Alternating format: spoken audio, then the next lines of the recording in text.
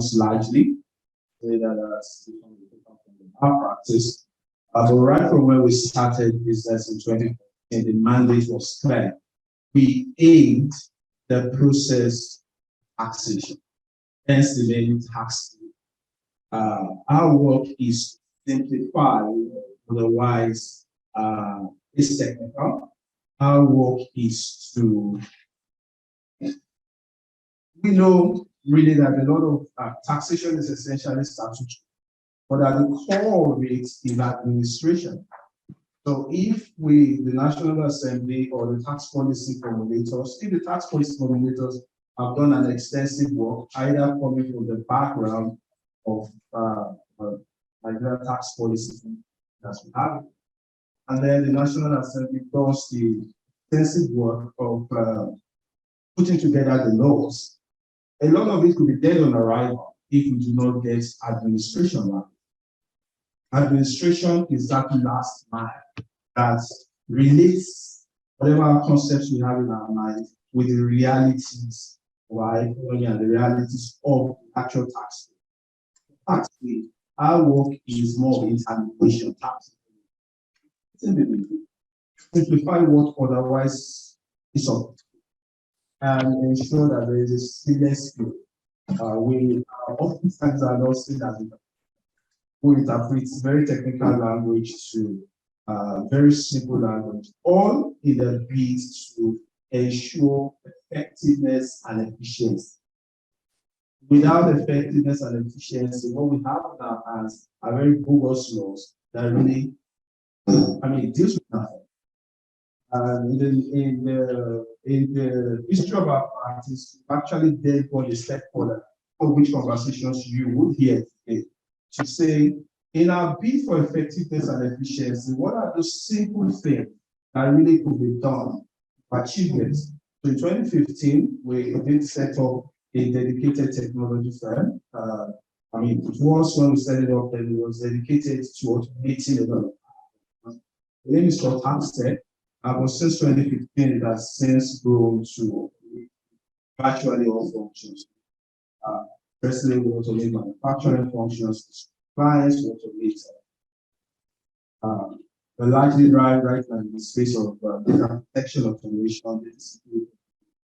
A lot of older automations we automated processes. Interestingly, a lot of the knowledge we have in automation and applications, particularly in terms of recordation of production, and all of that is a lot of what we bring into bear, even in discussing the production tax and tax on so tax is a lot of the conversations around as what is some of the things I will going to feature here. So like I said, my mandate is very simple. I will just go through some slides that our team has put together. And essentially what we're doing with those slides, tell you what we know.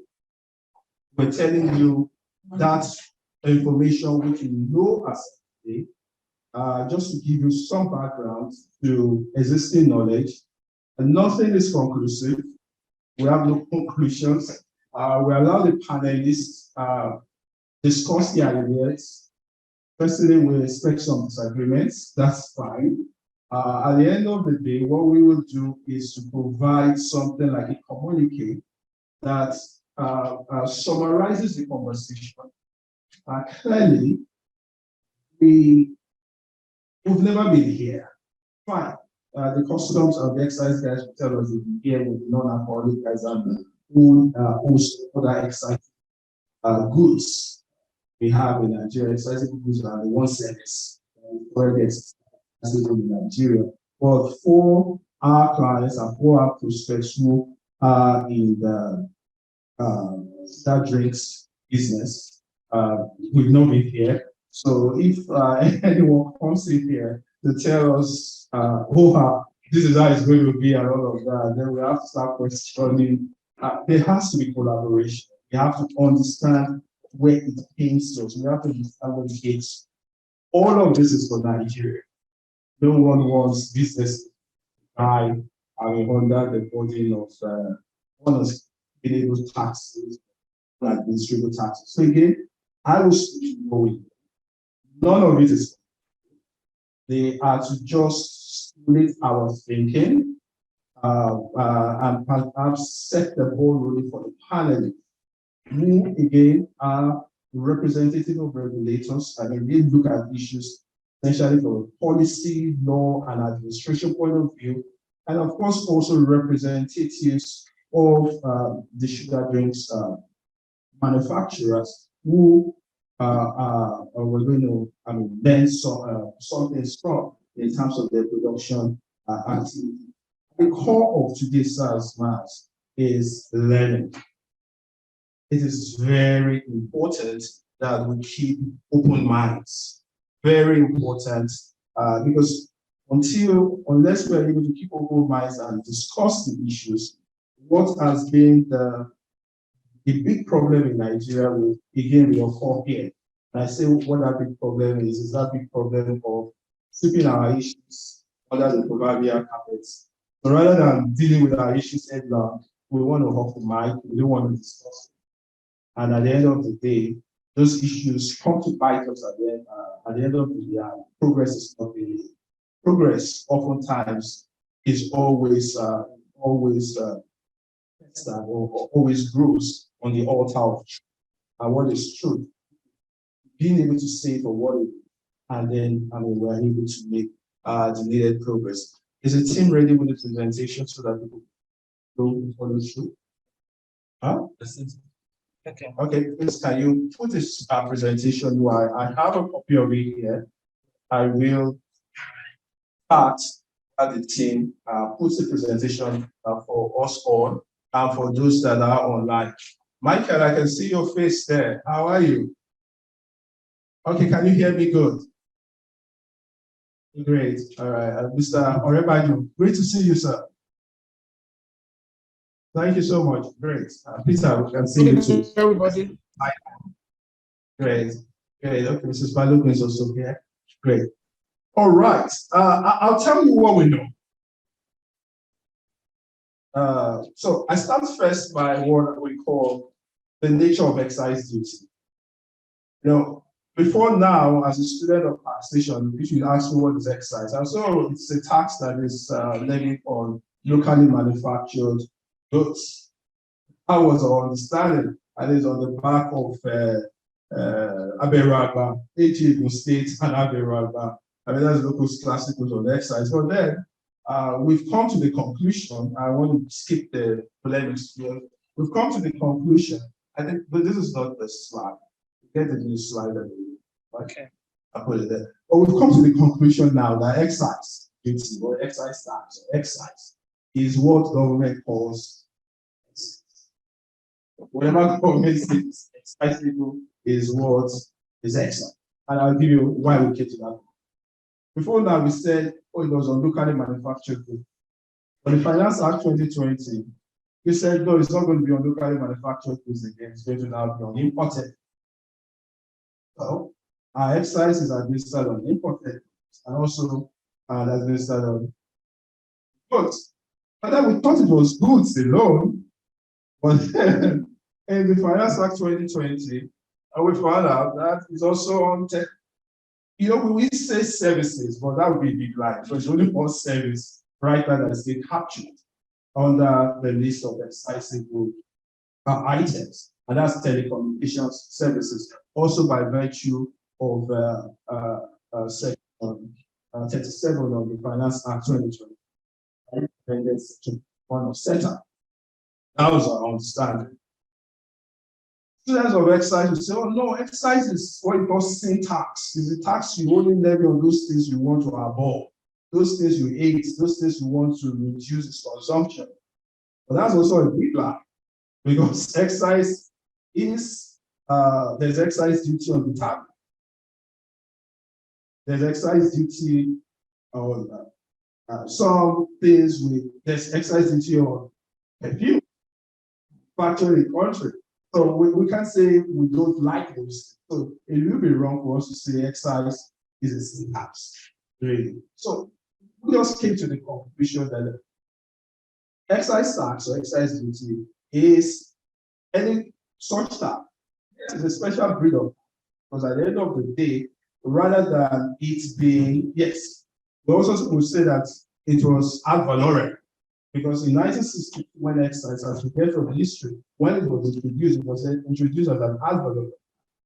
But then VAT has come to replace all the ad valorem concepts and all of that. And now what we have as excise duty is that it is taxed on production of goods and services, as it were. So that's why we came to that conclusion. And then another interesting conversation, again, all of the things I'm showing up is just to arouse our curiosity for purposes of our panel conversation. Another thing we found out again is that I'm a member of the indirect tax faculty at the Taxaide. And I think the last 2 years when we had a colloquium or something, we're very happy to discuss excise duty as part of our remit. Yes, conceptually it is, because the tax is levied, right, at the end of the day, because it's supposed to be borne by someone else other than who is paid it. But then, is it really an indirect tax within the context of what we're speaking about? I think only the sugar drinks manufacturers themselves perhaps will tell you, is it really the consumers that are really bearing this tax at the end of the day? It didn't directly pass to consumers, particularly tell you that there is no corresponding increase in the price or any decrease in the quality of the product. So, are we not directly taxing the sugar drinks manufacturers? At the end of the day, again, it's a question for us to ponder about. That's for us is on the nature of excise. I've briefly spoken about history of what we know, at least what we know for the first time, because we always put customs and excise together. And I think the earliest history we know about this is in 1891, and that was under the Nigerian Coast Protectorate, where the Royal Niger Company was empowered to administer some form of customs collection on the Nigerian coasts. Then we know that the 1958 Nigerian Customs Service and the Nigerian Customs Board was established. Is anything wrong with? No, we are sharing the slides now. Okay, No, I mean, don't worry. the signal is good. Yes, all right. Everyone online is following, right? Yes, fantastic. We know 1958 the Nigerian Customs Service established, and then we know in 1968 the first excise was introduced. That's no. What we then know is that in 1990. Under the Abdus-Salam regime, excise was abrogated. It was abrogated. We say it was abrogated. What we know is that it was a trade policy instrument as sought to the extinguishing of excise. But how we are confident we never had excise in 1998 was that if you check the taxes and approved list of taxes, then excise was missing. It wasn't. But then democracy came and because in 1999, we just found that it found its way back into the gamut of tax that are active in Nigeria. And then we saw the flip in 2019, right, the Finance Acts, 2019, 2020, and now 2021, that have made some changes to excise regime. 2020 was when we first saw the first excise being collectible on services. I mean, in the market palace, it said, oh, it's a tax or a charge card. But then the law didn't say it's on the charge card. The law says on telecommunication services. So perhaps maybe that's the reason why we no longer have a charge card. We now have BTUs, or maybe the telecommunication guys come around it. But then the law is clear that it's on telecommunication services. Also, and two, a schedule on specifics has to be provided by the president. Because SETA is clear that the power to vary schedules and determine what is excisable is the power of the president. Section 13 of SETA, not been amended. In actual fact, on 37 of the Finance Act 2020, which amended Section 21 or introduced a new Section 21 to set up, reinforce that fact that this is for the press. That's what we know. What we also know as of today is that if we are looking at excise generally, the laws you should be looking at are this. And of these laws, there is one part, laws and regulations you should be looking at are these 7. And of these 7, the one that really would throw it up a lot of conversation is the General Excise Regulation of 1965. On record, and please, we are open to more knowledge of those who have more information than us. Please, let's share it. This is a stakeholder collaborative. What we know is that since 1960, we really have not had a new rate on how excise will be administered. The law essentially sets the framework. We have set, but fine with set. But we do need regulations to speak to the specifics. In 1965, you have been comfortable to send custom officials to production of factories and all of that to monitor what was being done. Question hangs in the air. Do we really need that in 2020?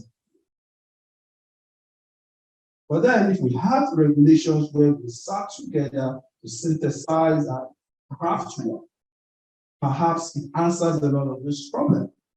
For example, on the sugar tax issue we're talking about, really all we have right now is the policy measure document, the internal memo, which was a match from the Ministry of Finance. The Nigerian Customs has not yet provided us a new regulation that addresses frontally the issues. And the question we are asking is, I hope June 1st is not being hasty. Don't we need these regulations in place for June 1st? Again, it's a question. We know the government has its revenue targets and needs to meet it, and it's resolute or I will see, but then we will be very happy for verification. I mean, what is the extant legal regime now?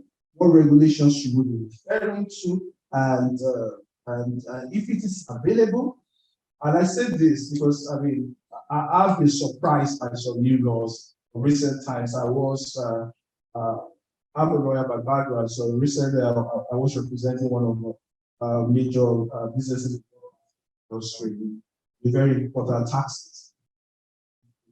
That's aware, and I only got to court only to find out that come on, there has been some rules and regulations that were in place a few weeks or some few months before. I was just only being introduced. Sometimes it does happen that in government, some of these things might have been put in place, but yet to be gazetted, yet to be publicly released. So if they are those, we will be very grateful. So I think we have a slide on the goods and services that are currently accessible in Nigeria, just for us to all see. Go on. Go back.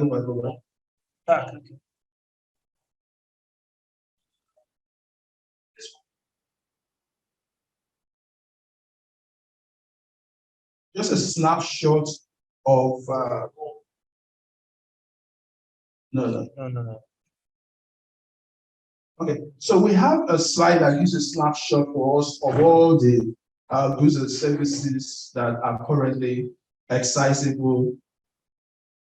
No, go back. That are currently accessible in Nigeria. That will be shared for us, and I think it'll be printed for everyone, just for us to have a snap. Really, at every point, what the team did, go through all the laws, as I put together all that are currently accessible. The current rates we've set side by side. For example, we know that for non-alcoholic it's 10 naira per liter, now we know for alcoholic per liter. So they will set the rates for you so that at least all of us here present can always, at every point in time, really be able to know that these are that which are accessible, and this is the rates that go with them. So So the crux of, yes, let's just quickly look through the historical. I think it's very important. Now that historical, why we say we should look at it, it just gives us context.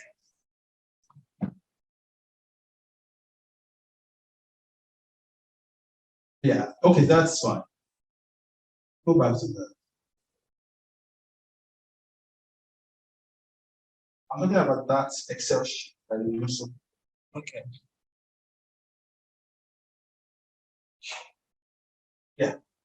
So what we did is just to go through the archives, right, and just find out how much really is this tax bringing to the comfort of God.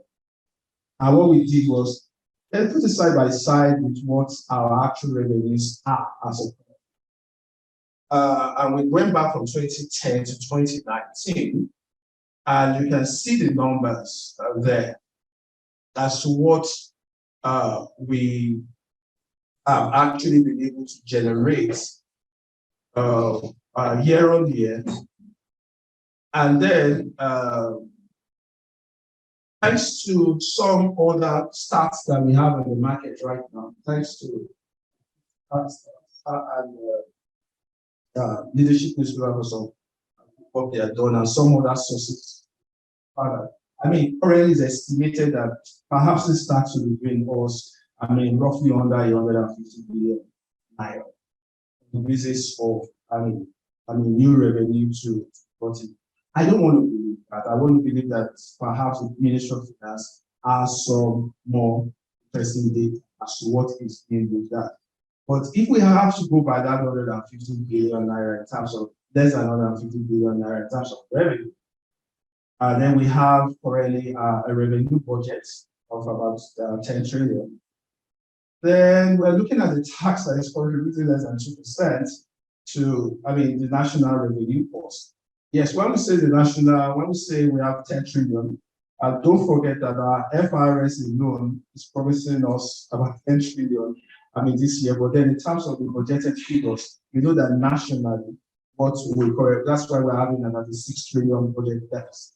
Here, about 17 trillion expenditure budgets, we have a 10 trillion revenue budget. So that was a 6 trillion revenue budget. But then we were that FRS said on its own, because this excise tax, this revenue from excise, I mean, it's not actually empire.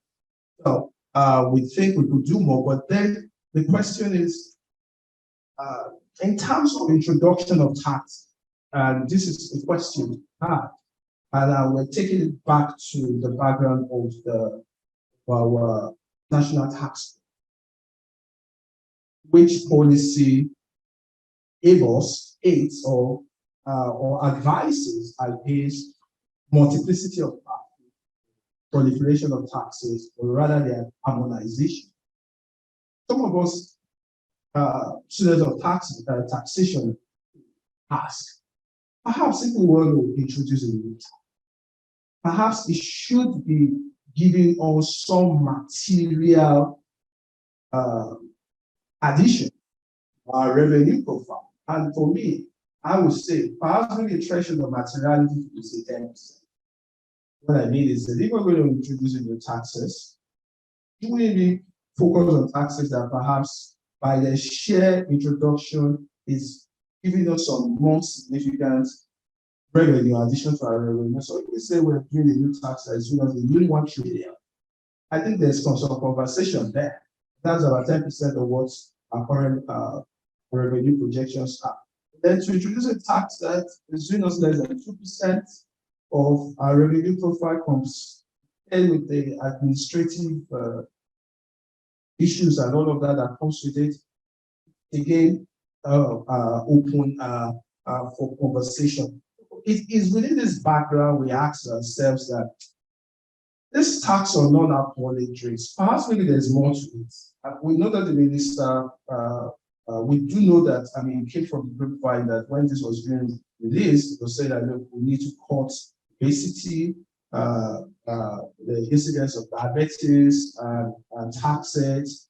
But then it doesn't achieve the purpose because there is no increment in price as to stop people from consuming these products. And again, have we been Permit me, excuse my language, but I mean, to what extent is our sincerity with that homes?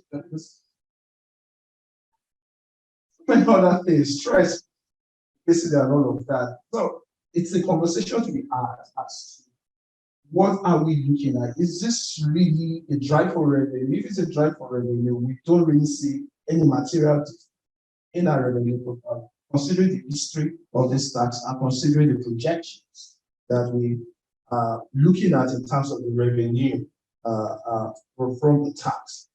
So that's then takes us to another very important conversation of further as to this new tax. And again, I need to explain this. So yeah, we say sugar tax. Yeah, permit me to say that the press called it that, and we were able to latch onto that name. It's a sensational name because in truth, this is not a tax that only affects the makers of sweetened, carbonated, and non-alcoholic drinks. The guys who are making alcohol is also produce sugar. So if we're talking sugar tax, it actually also extends to them. Well, for scope of this conversation, we're actually looking at this new introduction by the Finance Act 20 on the non or what we call the sugar drinks manufacturer. So this what we are looking we have on the provision. The slide on the provision. Is it there? Because what we're looking at in terms of this, go back. Because what we're looking at in terms of the provision of the law is that, well, we've had conversations and there are two different interpretations currently in the market. What we have is that and again, I thought that was going to be on this slide. By the very wordings of the law itself, as the Finance Act 20.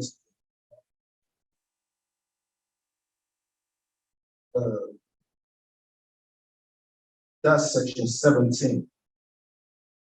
It says excise duty on non-alcoholic, carbonated, and sweetened beverages. I know it will be said that the lawyers have come again. So the question is this conjunctive or disjunctive? Do we say there is excise duty on non-alcoholic, 1, carbonated, 2, or sweetened drinks, 3, or we're saying for it to be excisive, the drink in question must be non-alcoholic, carbonated, and sweetened altogether.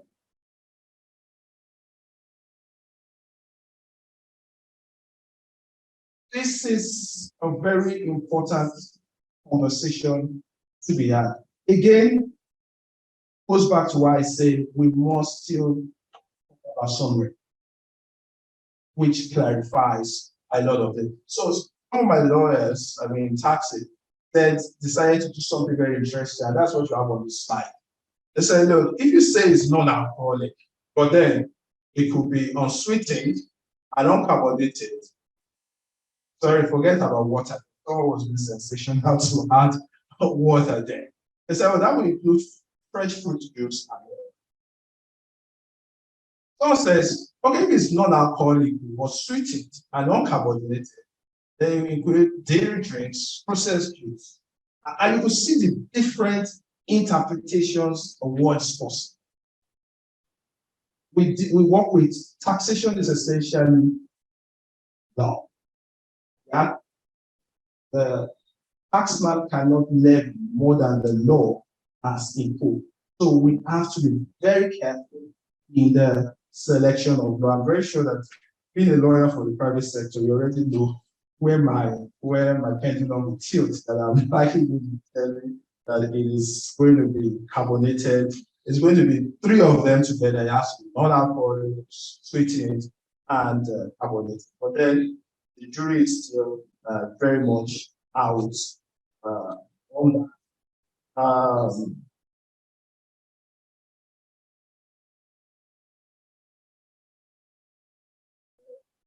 And then then it then begs the question. I mean, and now going back to the tax, and some of this are what we think could be further clarified and further buttressed in the resolution. Sorry, in the regulation to that effect. This is the next. So, I mean, again, yeah, these are the questions from the here's the cost of the administration of it. But if we have to go by what we know as how excise in itself is administered, where we have to provide accommodation and office facility, all of that for excise officials as well. On the plants, again, like I mentioned earlier, we think this is 2022. This could be done better. We could automate it. But if at all there's going to be any cost to all of this, we have tried to check through that. Our view really is that Mr. Revenue is very much here, whether we're not chipping away from his revenue. Our view is that if we pass the rent test, because this is part of production costs at the end of the day, but then again, the jury is very much out on that. Then we've also asked that, because we've had some engagements with commands, with area commands, of course, on this, and some of the things that have been told to us, we're yet to find any legal documentation around it as to help us, and this is about administering. So what we've been told is that right now what will happen is that your production from the 1st to the 21st of the month, I mean, an assessment will be raised on it for you to pay the excise on it, plus your production, your presumptive production from the 21st of the month till the last day of the month. I mean, that's the explanation we have as such. And we've asked for documentation on this. And we've also asked that, could we not make this a little bit simpler for ourselves? Why my presumptive production for the rest of it, and I have to remit it within that same month? That is giving us some very beautiful template to work with. Also, we don't, why don't I finish my production for a month? Understand the volume of my production in that month. And then I get an assessment, or we have an understanding through automation. A lot of this will be made easy for them. And by not later than the 21st of the next month, I make my remittance. Again, the explanation we have is that it's done 2 ways. Production from the first of the year. So, for example, this is May. The explanation we have is that 1st of May to 21st of May, all your production between that period, this is the excise, this is the 10 naira per liter you pay. But not alone, not that alone. My production, my presumptive from 21st of May, 1st of May, I also add it and pay government as excess. That's the explanation we have. And the question is, I mean, right now when there is no regulation and when we are thinking really about it, shouldn't this be the time when we tell ourselves, oh, we already have good precedent in VAT and VAT. Let me finish my production for me. You know what I produced. And then before the 21st of June, government gets its alert. Second is, allow me to finish my production to the end of May also allows you that, and this is a conversation to be looked at and talked through. I am going to have production losses. There's going to be spillages. in the process after production and canning of the drinks, of taking it to the final consumer or to sell, there is a possibility that by the sheer baskets of our load, some of my drinks get spoiled, I will have wastages and all of that. It's possible that we could set this off too as deductible for excise purposes.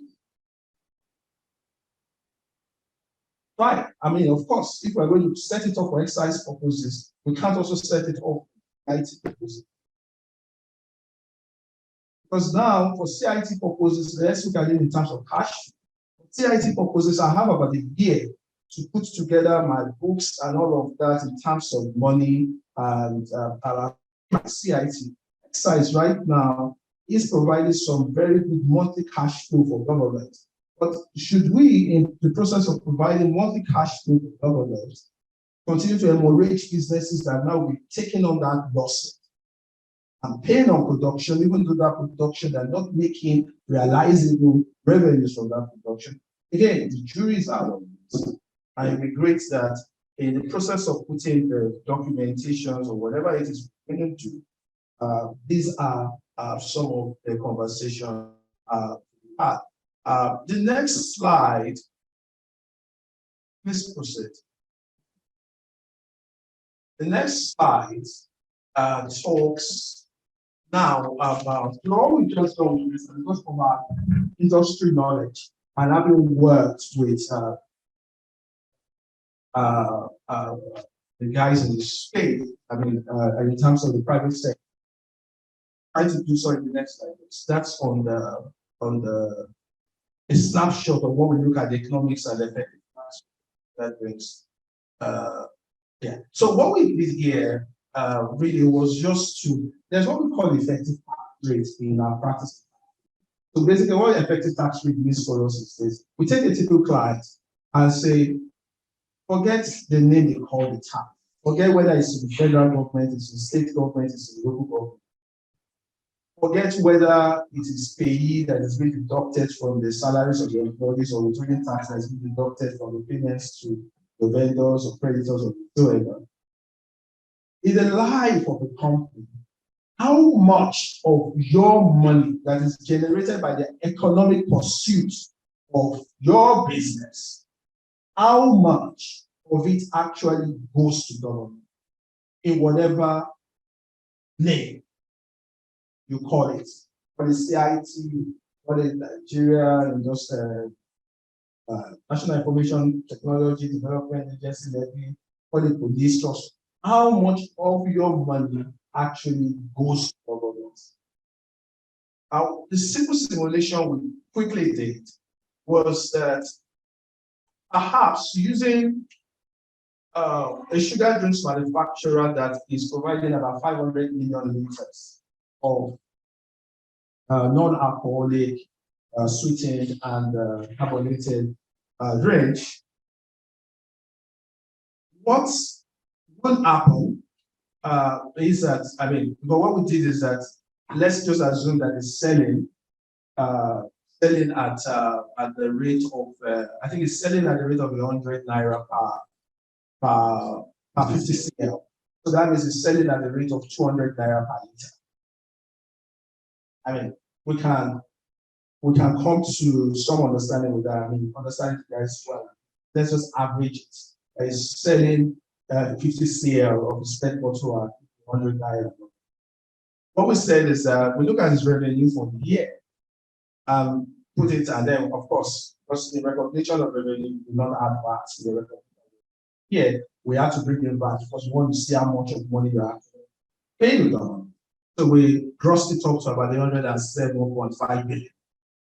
And then assuming, because we've seen the scale of the business really, and based on the data we have, you know that perhaps they average between 5% to 7% in terms of their profitability at the end of at the end of the day. It's a very low margin, very low.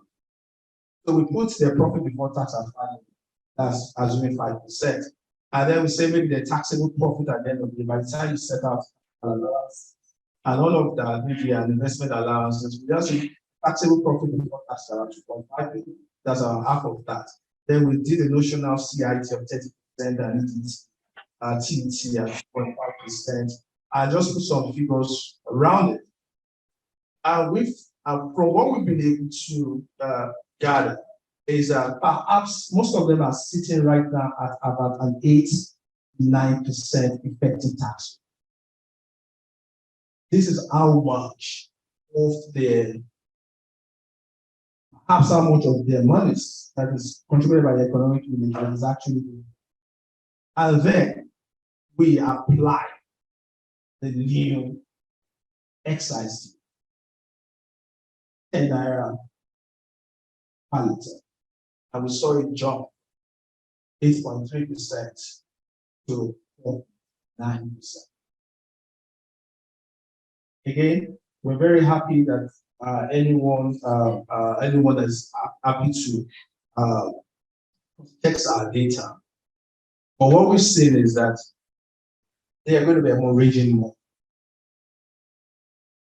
particularly if revenue does not grow correspondingly. That is, if they do not pass the cost. And from all our interactions right now in the market, we see a consensus that people are not thinking of passing. So if they don't increase revenue, the ETR goes up. Next, please. So, in wrapping up, one of the things we thought about is the possibility, really, in terms of, because all we did here is just to look at the excise duty. We've not talked about administration costs. When the tax, the ETR jumped up. So, what people said is that, okay, if we have to still do this, I mean, there's a law to that effect. There's nothing we can do now. Then we'll log into the National Assembly and see how they want to take it out. It's very expensive. So what we say is that perhaps we should be looking at automation. And we say this with the mindset that if the regulation is going to put to them. These are some of the forward-thinking things that you need to do a process audit as to the entire excise duty. And then we see to our interactions with customs says that right now is that there are about 4 registers that you must put in place for purposes of administration. You must put your production register, you must put effective, you must put your raw materials register in that order, production register, your defective goods register, and your finished goods register. And our thought is, we really need people to be on site for us to put these registers in place. We could automate this, where at the end of the day, the drinks manufacturer has an obligation to input all this data real time. The customer is looking at it real time. There's a science to this. You know that if I put you that this is my raw material, this is my whatever. Even if I put you my raw material, you can almost easily guesstimate what my production really will be.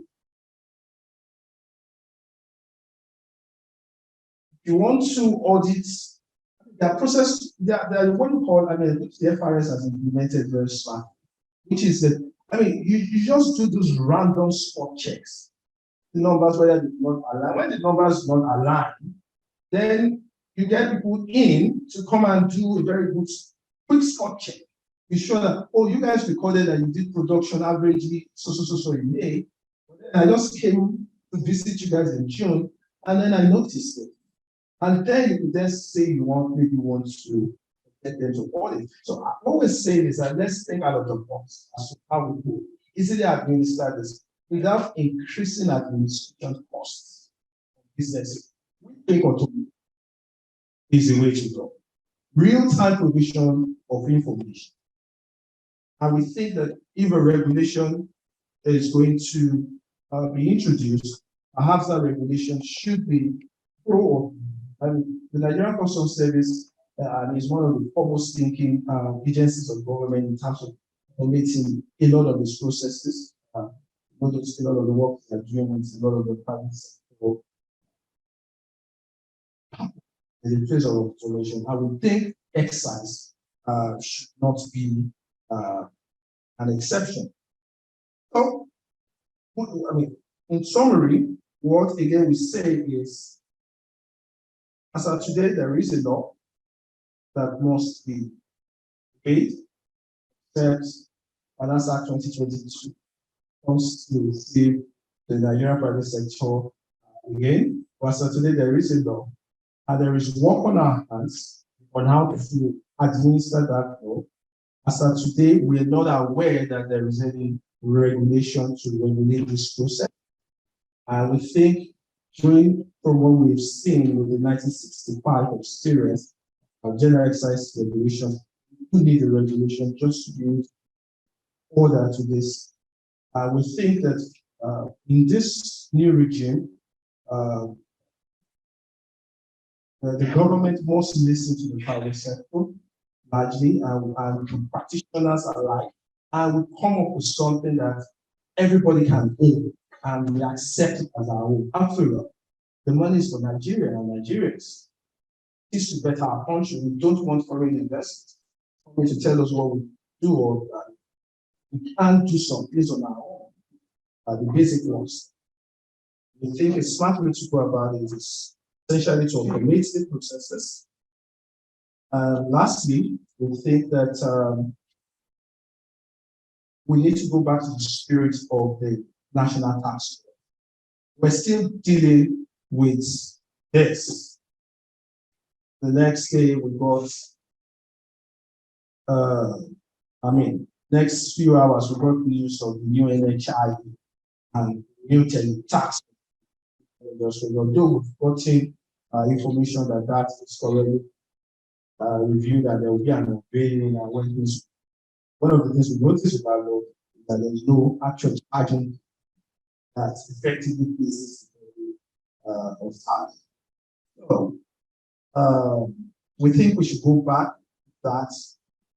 Well, firstly, the chairman of that facilitated the national tax policy 20.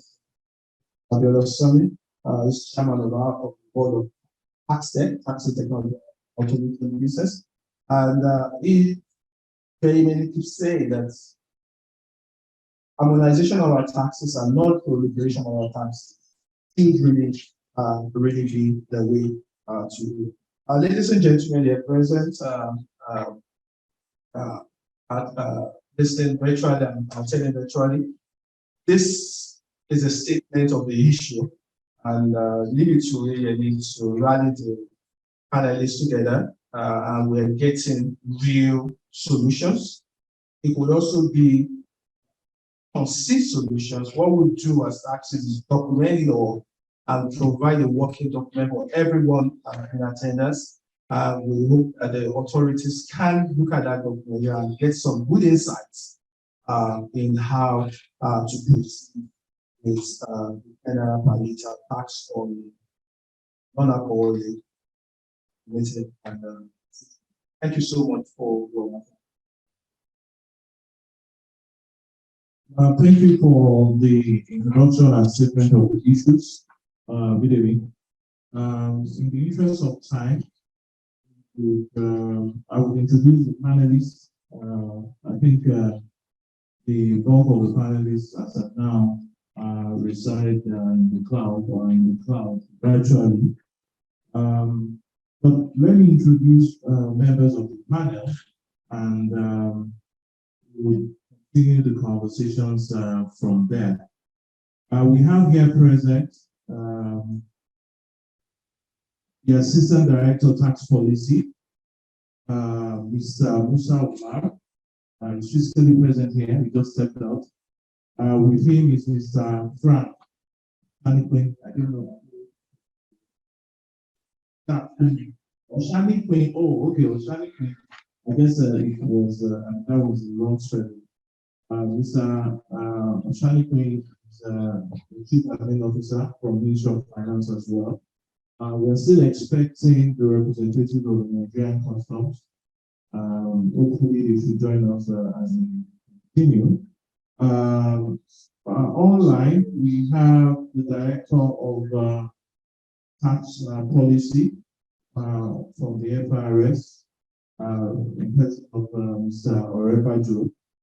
From the private sector, we have Mr. Michael Cyril from Chi Limited, and we have Mr. Peter Bangopa from the Nigerian Government Company, and we have Mrs. Flora Badlo from Right Foods Limited. So I think what we should do as of now is that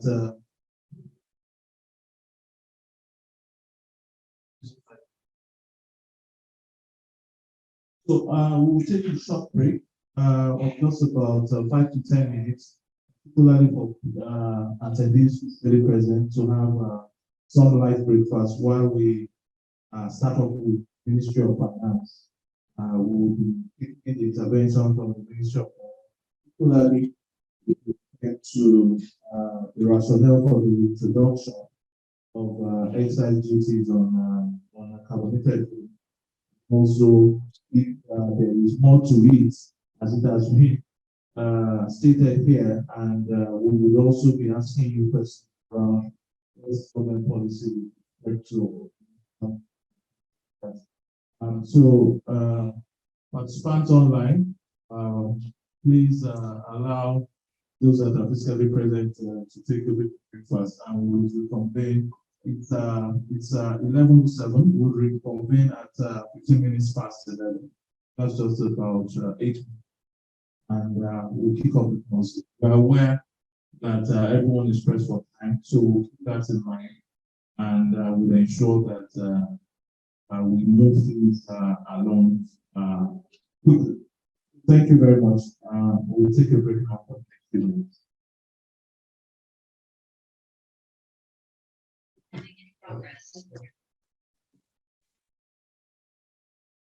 don't understand. This thing is not just I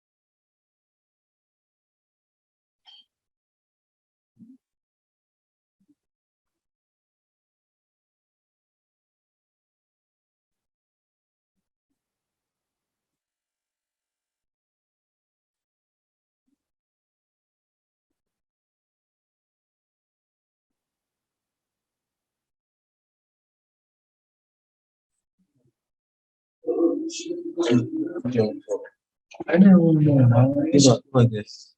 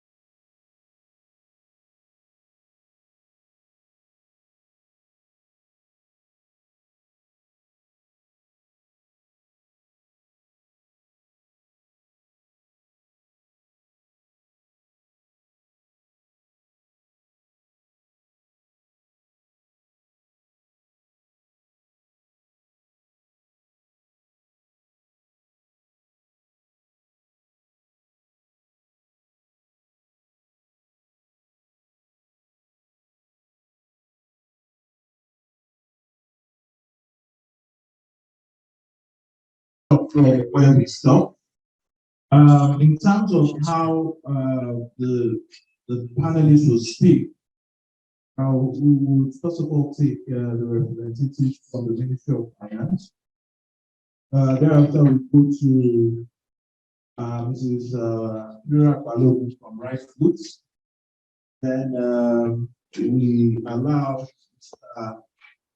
Michael Cyril to also have his intervention. Hopefully, if the members of and the representatives of the Nigerian Customs are here, we meet them before we take Bambofa.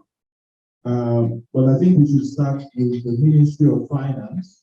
And like I said before now, we have the Finance Ministry represented by the Assistant Director of Tax Policy, Mr. Omar, and Mr. Frank, who is the Chief Admin Officer.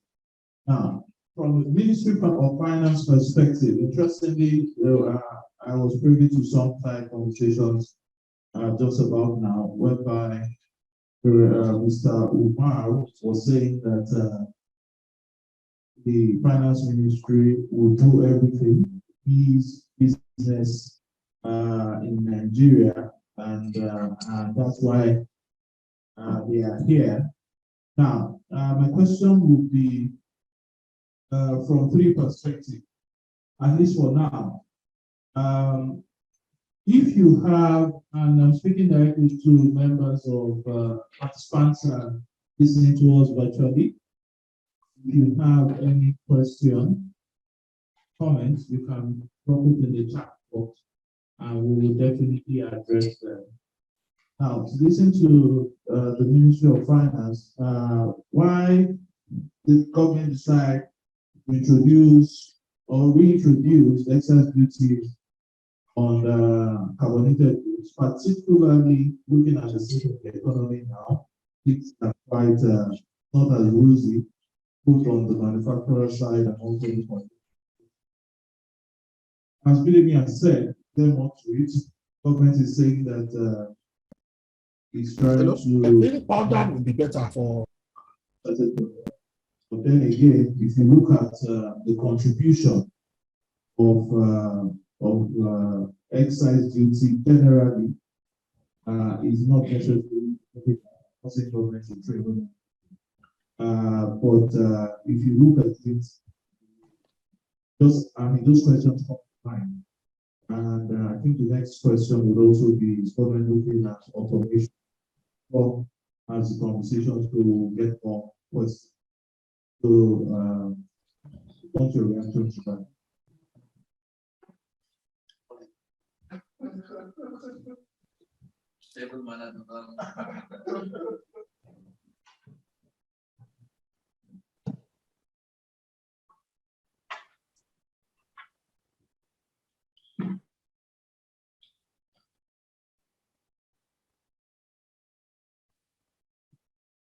Thank you.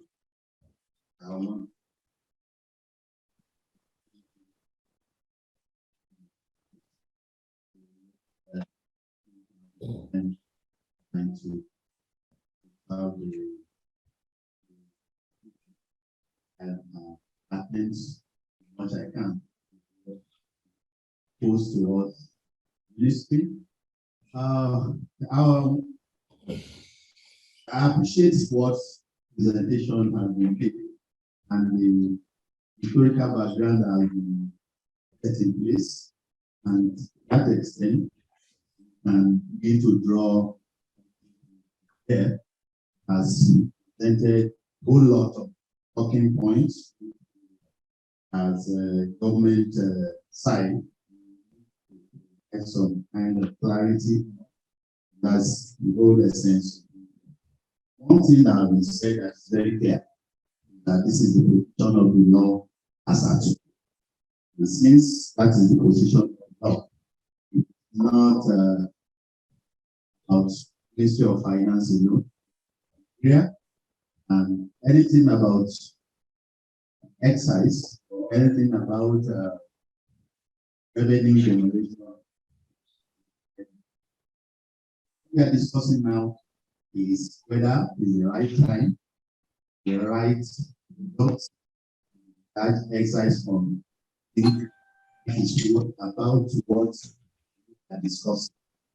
So to start with, when we talk about excise, we're talking about, and what are those rationale behind charging excise either on products or on services we have it in our law. When we say excise, we're talking about purpose using excise. We have been told that one of the reasons should be either to discourage consumption of a particular commodity.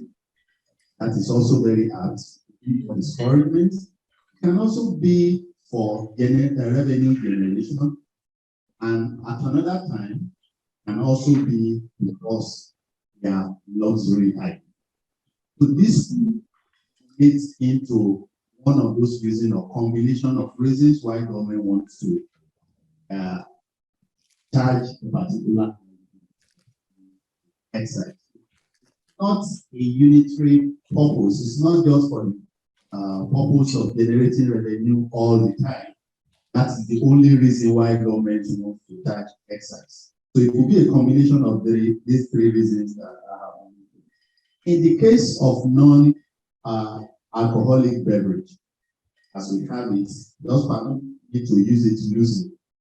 We also go for it, also be sugar sweetened, and as whatever name or ancillary name have been used, just to give us an understanding of what we're that purpose. I think primarily it is about health challenge associated with consumption of products. I don't want to narrow it down to a particular product. Range your product we are discussing, either non-alcoholic beverage, sugar sweetened beverage, or what do we call it now? Carbonated drinks. The health challenges associated with it are majorly the reason. If you study the ECOWAS directive very well, they're very clear as to how it should be treated. We're talking about sugar tax, as we have it in other climes, even in the West African so we agree with me that this is not the first time we are hearing about sugar tax. So Nigeria is not the first to start it. That doesn't mean that Nigeria should follow suit. But I tell you, there are some kind of harmonization that is going on in the ECOWAS sub-region. They as relates to taxation and other kind of levies that we try to harmonize, such that if you don't go along with such regulation, you are likely to have a consequence of not going along with it. So these are some of those things, because at the end of the day, you will be losing. If you look at the ECOWAS markets closely, or African markets closely, you will know that most of the goods that are produced in the African country are destined for Nigeria simply because of our market and our population. So to that extent, we cannot be left behind in charging some of these taxes, some of these levies that we know charges here, it will be charged elsewhere. If they are charged elsewhere and you don't charge it, you lose the benefit of generating revenue from it. So to that extent, there's some level of harmonization that is going on in the ECOWAS and African region, such that we have to watch what other nations are doing and also see how we can benefit from what they are doing, and how that will not also come back to us as a disadvantage as time goes on. That is one of those things, talking about ECOWAS regulation. Also, the WHO is also very clear about a position on sugar sweetened beverages, and because of the attendant health challenge. The argument as to whether it results in obesity or it does not result, let's leave that to the health experts. I mean, I'm not a health expert. I don't know to what extent that is, but I know several discussions have gone in this regard. And the conclusion at the end of it, that to an extent there is a direct link. Whether that link is sufficient or significant enough, that is not within my purview. Between consumption of sugar or sweetener and obesity or other related health challenges, diabetes, health challenges that maybe we need to have the average on our hands. So that is one of those reasons. So some of these recommendations that we got as to a prelude to adding these tasks, purely from health initiative, they are also ECOWAS and W. These are the three major sources of the non excise. The question is, do you need a tax excise? Should it be called a sugar tax you have in other clients, or should it be excise? That is another debate that gone into this. And so at the end of the day, we settle for excise. Excise because we see that not a tax, but something to discourage consumption. If you allow FRS to charge or tax CIT on the profit of the company, you have not done anything to discourage consumption. So in that way, you make it a tax, you have lost the part that discourages consumption of that product. The question now is, who the players in that market, why do we want to discourage them? What offense have they committed that government want to discourage consumption of that product? And that's the argument of what extent does sugar cause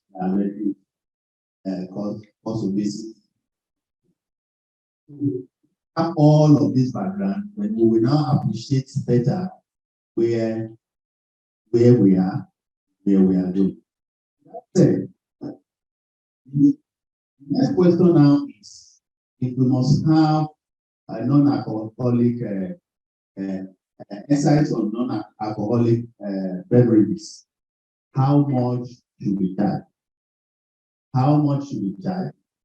And the first proposal from ECOWAS in the neighborhood of 20, thereabout 30 naira, 20, 30 naira, thereabout.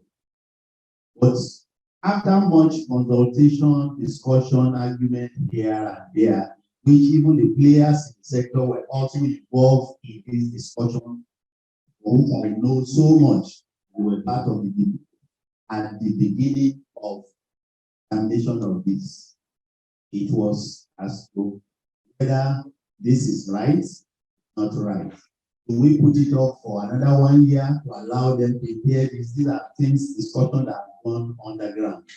We give them a break of 1 year before we introduce it. One thing that is very clear, that presentation is their ability, how they are struggling, how they are trying to come out of COVID pandemic, and how they will need time to adjust in order to stabilize.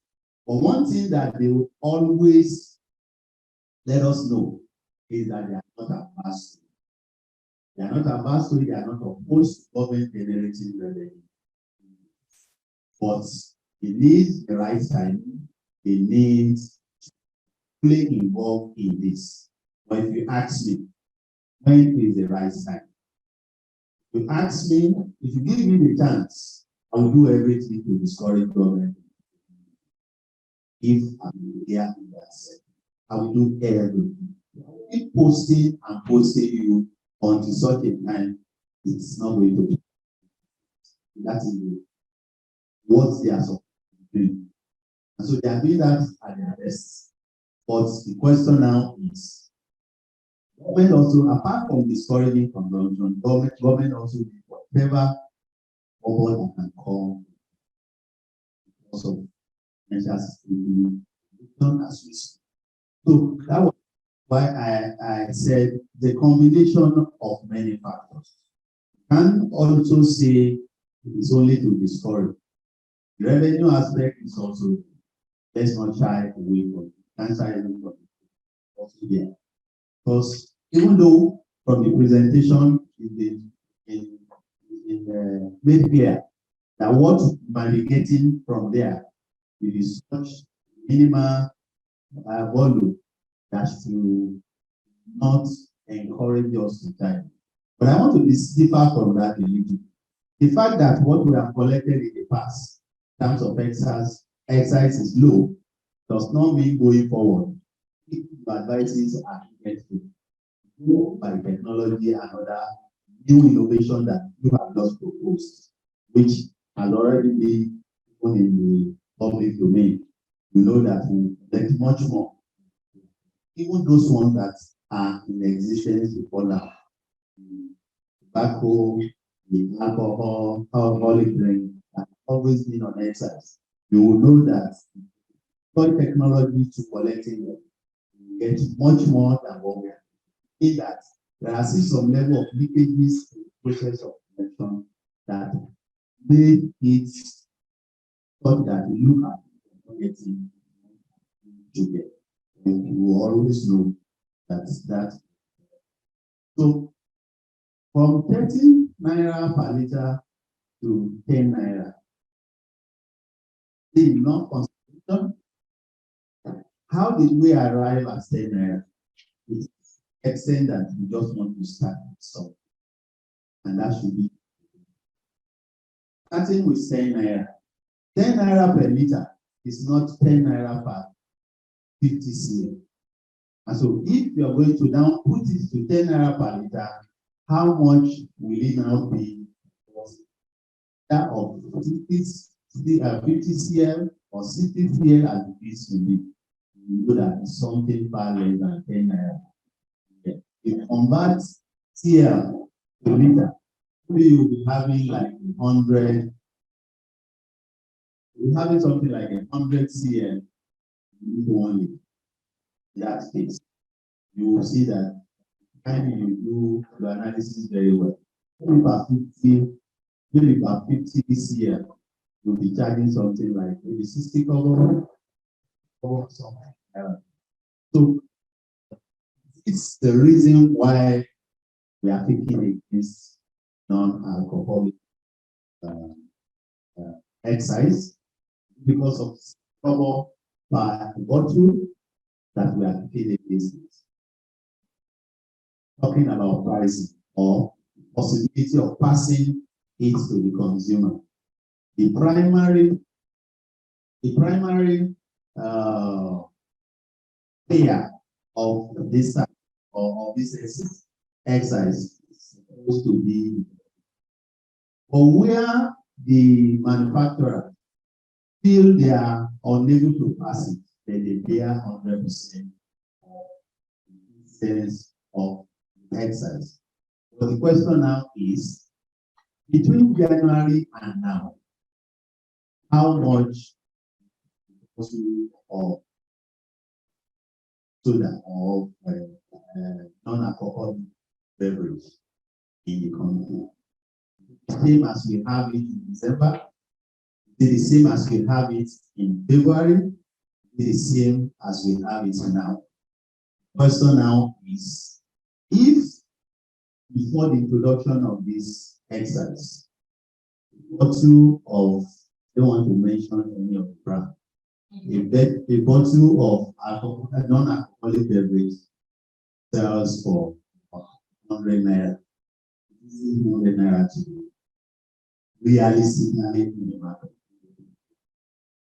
Forget about the fact that the manufacturer may not have added anything in terms of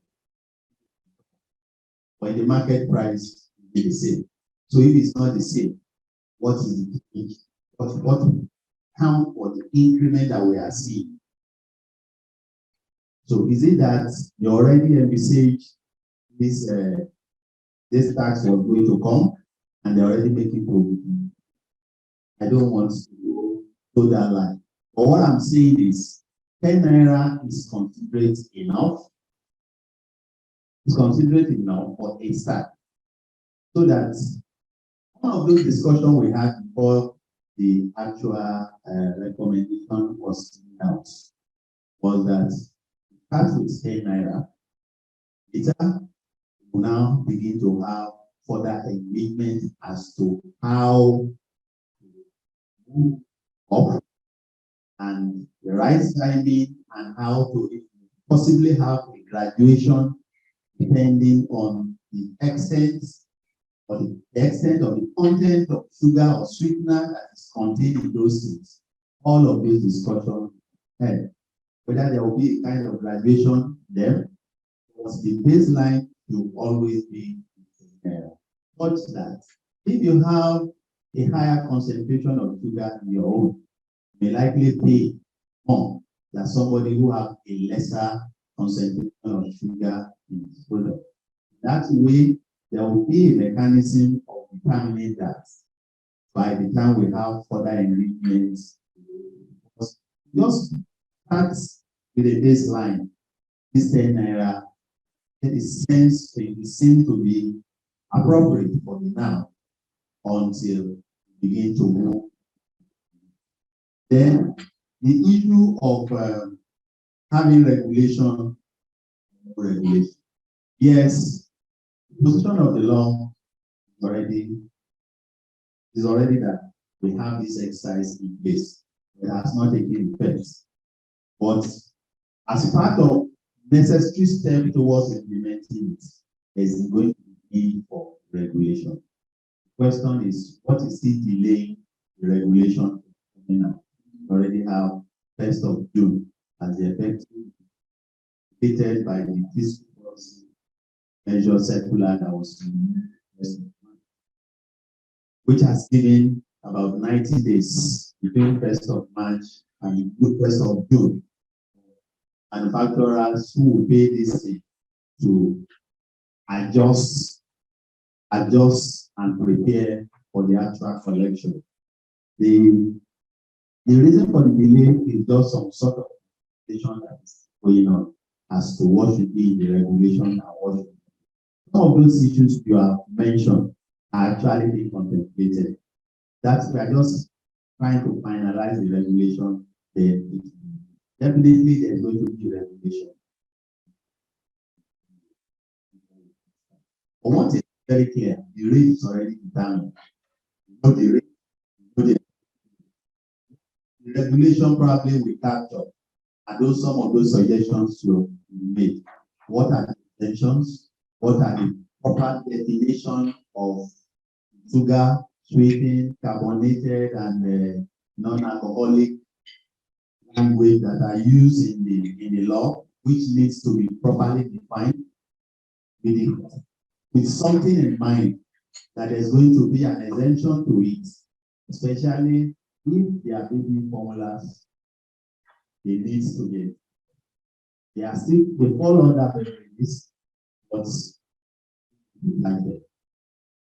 Means that regulation to clear. Then, if you talk about baby formula, you also talk about do we really want it?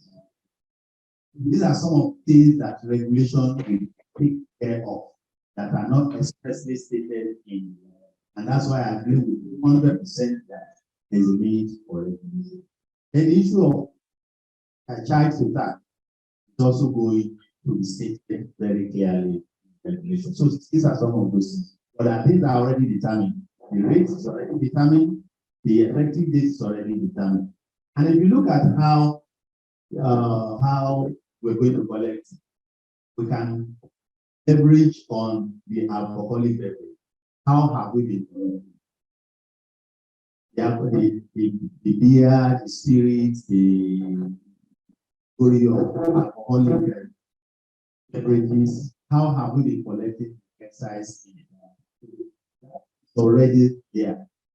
Then there was a mention that we have not had regulation since 1965. I think I want to correct that. We've been having regulation. It may not have been a complete regulation that covers all excise-able goods. Let us know that in 2018, we have a regulation, a circular, which is some form of regulation on excise on beer and tobacco, which regulated the payment of excise for 3 years, 2018, 2019, 2020. That's a form of regulation. So we've had that. The question now is, at the expiration of that circular, that's 2018 circular on tobacco and beer, what happened? Seems to be a gap for this current one. Yes. Look at the fiscal policy measure and explore of it. To see that there is the annex specifically spoke about the what's accessible as we speak today, and the rates that are being charged or that are going to be charged as the case of others that are not yet commenced. So we already have them. For the beer and tobacco, we also have a 3-year ban of how we are going to collect them. Some are a combination of ad valorem and also specific rates that we apply, especially for the beer and spirits excise. So what we are saying here is not that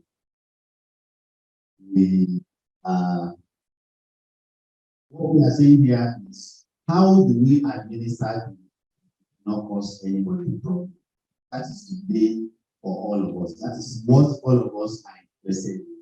There's already a provision of the law, so we can't charge you. And even if we say a Finance Act 2022, not here yet, and it can only come by January 2020. So 2023. So what happens between now and January 2020? No one is contemplating suspending anything. No one is contemplating not implementing it, so it has come to stay. So let's just rest our mind that the regulation will come out. We also look at. I saw a table that talks about goods that are want to let us know that in 2018 there has been suspension of some of those items we saw on that 5th schedule. There has been suspension on them, like the thing you mentioned. There's no excise on it. We talk about detergents and several other items you saw as forming that 5th schedule that passed through. I would like to let us know that what we have presently, we have at Annex 4 of 2020. These are some of the immediate reaction or the position I want to put was as to touching the non-alcoholic beverage and excise in general. What the ministry and what we are doing at present. But we are also open to some of the suggestions that we are happy with them and we are ready to also work with them. But a lot of work is going on that ground. The public, the regulation that. Thank you. I want to pause here also that Tamusa has it's not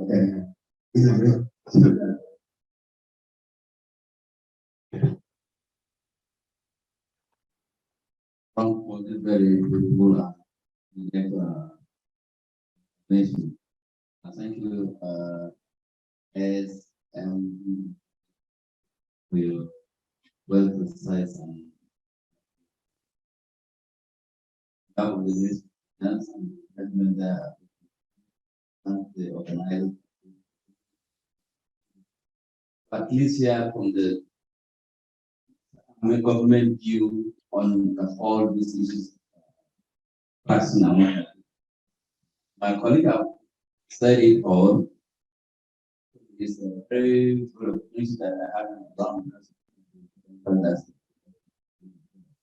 In all that entails out to the public stakeholders and say, I just hope you guys as engaged, because that's how you call it, you will have the factors and have a better understanding and for the need for their cooperation. After all these things are doing very situation. The Ministry of Finance that is coming in this policy is not coming to just for the sake of funding. It is for the whole nation. We are all aware the government is very serious and busy financial aside from revenue generation, oil, oil, doing as much as expand the tax rate. Just like what my brother said, we are talking of tax collected, or it's not really, no matter how little it is, as we are graduating, making some income. Thank you very much.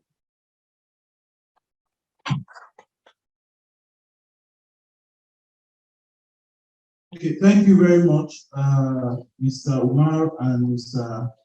Tanikwe. We will now go online. I noticed that I inadvertently missed calling Mr. Orebaju when we were speaking in terms of how the panelists would speak. So, Mr. Orebaju, kindly forgive me, but I think there is more for you to say, particularly looking at Mr. Oshanipi and the Ministry of Finance have moved money that should come to you as income tax. They've moved it to the Nigerian customs. So I'm sure you will have certain reactions to that. But let's take Mrs. Balogun. After Mrs. Balogun, we'll come to you, Mr. Orebaju, for your interventions. I understand that Mrs. Balogun is represented by one of our colleagues. So if you are online, just let us see you and you can commence with your interventions. I understand that your name is Mr. Joseph. Are you there? Okay. So Mrs. Balogun is the Executive Director of Finance and Admin at Right Foods. And interestingly, their organization is also a producer of some of the items that are decided, that are covered under the Finance Act. Joseph, are you there? Okay, so Joseph Olojede, can you speak, please? Let's see. Let's hear from you. Unmute yourself, and you have the floor.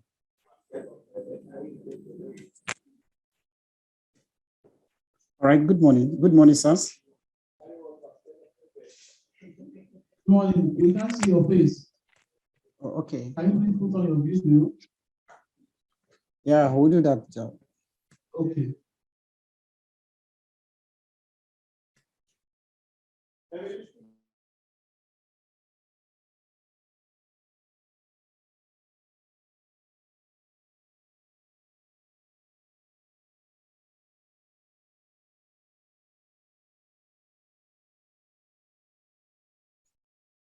No, she's already you're muted. Okay. We can see your face. Kindly unmute and go ahead.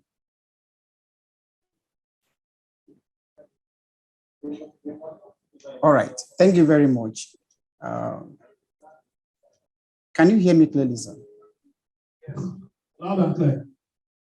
Okay.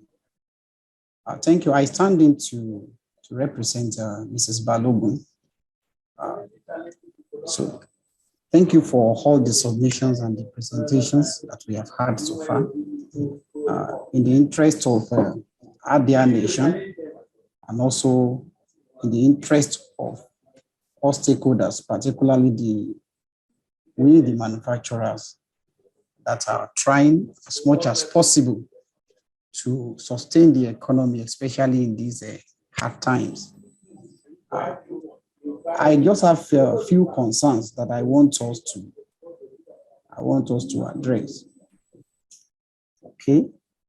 I would like to know specifically that in the course of production, there are unavoidable that happens. Sometimes you have a spillage during production. Sometimes you could also have the issue of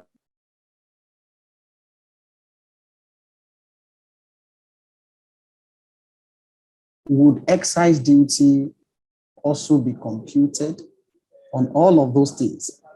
Because those apparently would negatively impact our bottom line. And so are we supposed to also pay excise duty on productions that do not come out fine, or production that have come out fine, but eventually they got expired? So that is my first concern. That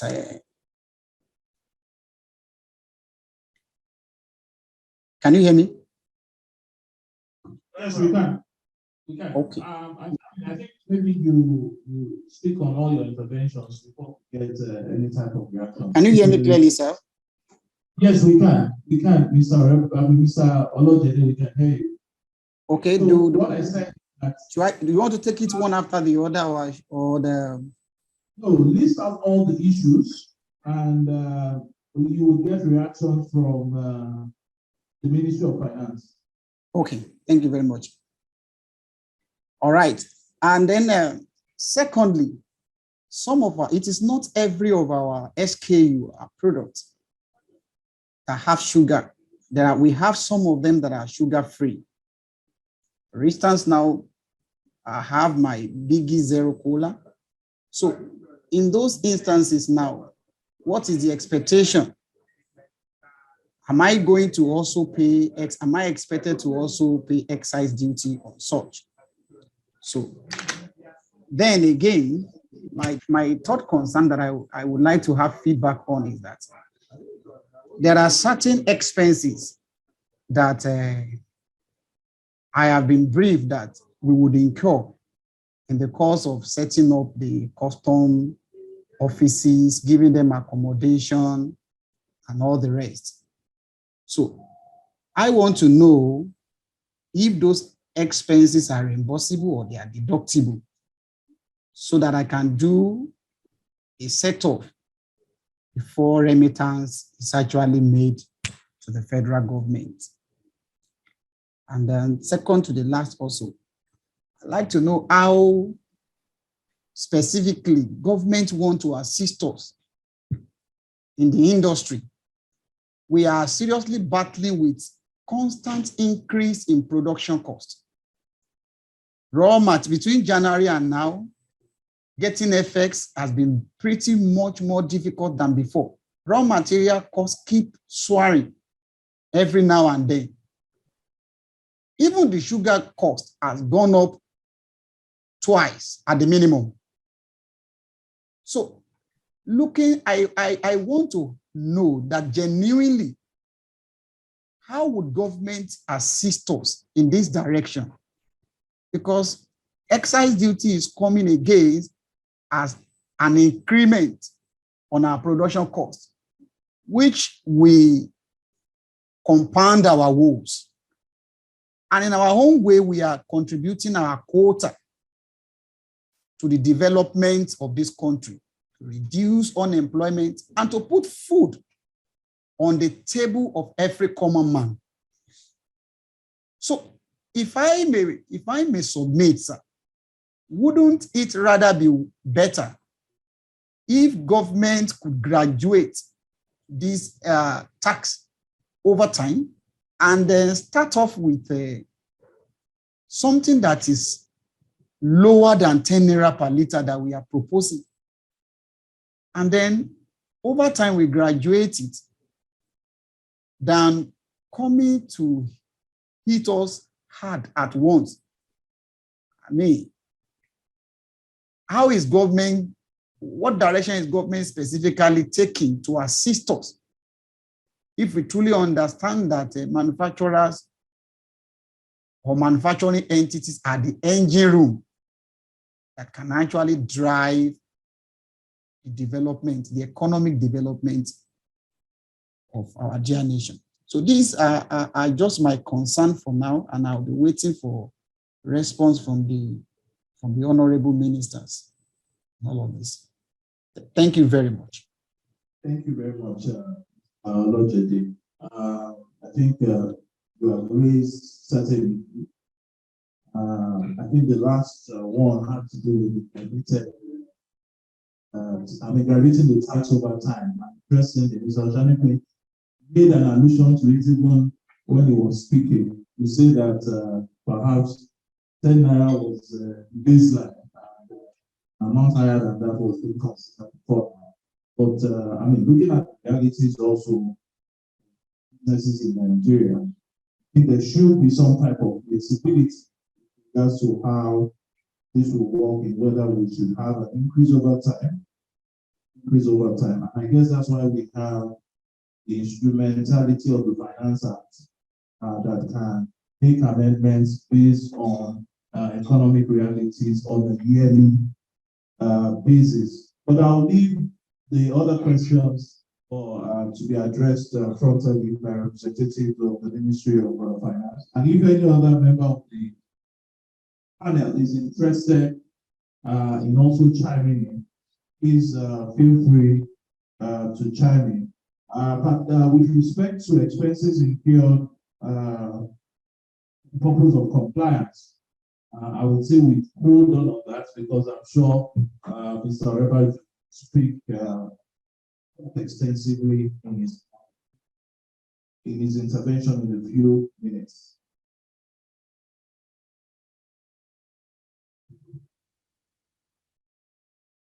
Thank you very much, Mr. Olojede, for those concerns that you have raised. As to the, let me start from the last. I really don't expect anything less than the position you are putting forward on behalf of the sector. But you have been very liberal. The use of your words is very, very kind of you. I expect you to be more harsh than this, given what has been said in the past. As in May, you're talking about how government will assist in terms of reducing your costs. I think that is something that government is also looking at. Because that when we say government is all of us. And so when we're saying, give us this, give us that, and also assure you that as we speak today, in terms of incentive, concession, and those other things, government is doing enough granting concession and incentive to manufacturers. One of those very important concession or incentive that government has given is to allow manufacturers import their machinery and equipment free of import duty. Starting from last year, it's never been like that. It's only for some very few sectors of the economy like power, agriculture, and the solid benefit from that incentive. But from 2020, manufacturing sector has been listed as part of those sectors that are bringing their machinery and equipment free of import duty, which is also very important. Then you also have any machine or generator that makes use of use Nigerian gas that is under gas utilization. You can also bring such machinery or generator free of import duty. And some of the areas government is already helping. But when it comes to the issue of forex, I think I may not be able to comment on the administration of forex because it does not fall within the remit of Federal Ministry of Finance, Central Bank of Nigeria, that has a mandate to what we only do at our best is find a way of reaching out to them on some of those items they consider not forex and this and that. We have discussions on once, but at the end of the day, you will not be able to have a way as to what they grant forex. But they are still government, so I agree with you. Let your intervention also go to them. Let your own complaint go to the central bank so that they can give consideration. One thing I want to let us, in the examination of this, we have an advisory body called the Tariff that have extensively discussed this issue of non-alcoholic beverage excise. And on that committee, we have representative of Manufacturer Association of Nigeria on that committee. And so there's no decision that will take in that committee that they are not privy to. So it's not as if the government or the Ministry of Finance just ambush the sector player by not carrying them along in this. I want to let you know that not more less than 2 or 3 times a presentation made to the position of the sector in terms of profitability and other concerns that have been raised. But I let you know that the minimum we can get after all of this was in Naira liter. Then when we talk about the other issues that border on our administration, the regulation is going to be very clear as to what the exemptions are, what are going to be exempted from it, which the law did not state. Regulation talk about exemption. It's going to talk about charge to tax. It's also going to talk about issues of administration. The issue of wastages, how is wastage going to be treated. The regulation is also going to talk about. So we want us to preempt that, to give clarity on those areas. So whether they are trigger free, definition is going to capture that. There's no regulation that will not define the term used in the law. So those things are going to be properly taken care of. So all of those. What I may not be able to make comment about, which you have just mentioned, which never gave thoughts to, is the of administration, talking about custom have to come housed in your factory. You know, the first speaker also spoke about that, the cost of this tax, whether it's going to be at the instance of government or at the instance of the manufacturer. I think that can be looked at, whether you can offset the cost of housing them in the entire process. That needs to be looked at.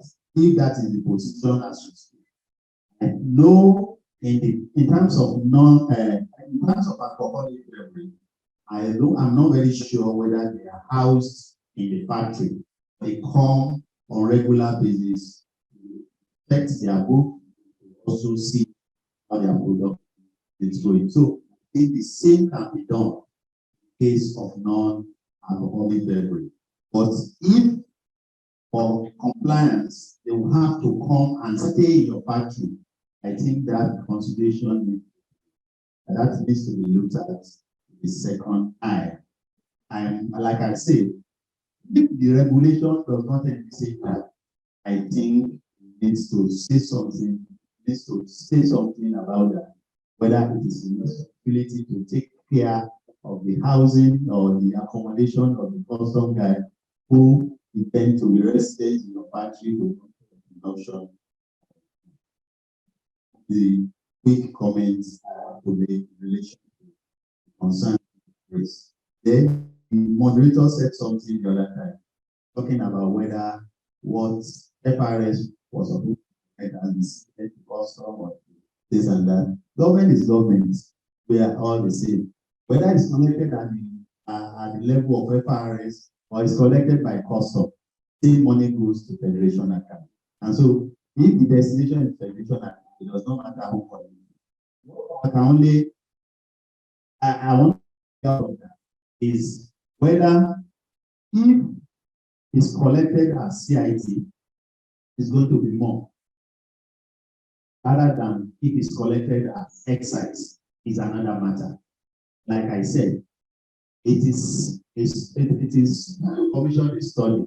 That's when you can determine whether if it's collected as CIT, if it's collected as excise. I'll let you know that there is no how excise will not give you more. But sorry, bring out two parts. That's just what I want. Government against government, either and you are. Thank you, Mr. Shanti. In the interest of time, I think with respect to spillage and production losses and categories of exemption, that will be treated by the regulations said. Let's also go to Mr. Orebajo now. And Mr. Orebajo is the Director of Tax Policy, the FIRS. And I think we've had several allusions to the part of tax ability issues. We've had questions on whether the cost of compliance will be tax deductible, particularly all the costs which will be incurred, such as the cost of getting the excise license, the bond cost, the cost of providing accommodation, officers of the customs service. And just to clarify, Mr. Otanipin, I mean, some area of command of the customs service has said, if you are a factory producing 247, there at all times. So, Mr. Orebajo, please, what's your intervention on the tax deductibility issue? Thank you very much. Apart from the moderator, I've already heard the contributions of most of the panelists because of I think interruptions to the Wi-Fi connection, I suppose. But one of the questions that I think I could hear very clearly is the cost of compliance. I'm not sure whether you asked me one other question or the other, but for the cost of compliance, it is very, very simple. When we look at excise duty in itself, excise duty is a tax on manufacture, and it is collected at the point of manufacture, and it is collected from the manufacturer. And the manufacturer is expected to pass on the costs to the consumer. That is the difference between excise duty and an indirect tax like VAT, which is a tax on the consumer. Now, any costs associated with compliance, as far as tax deductibility is concerned, is tax deductible. We are aware that most of these costs may come in form of running costs, which we call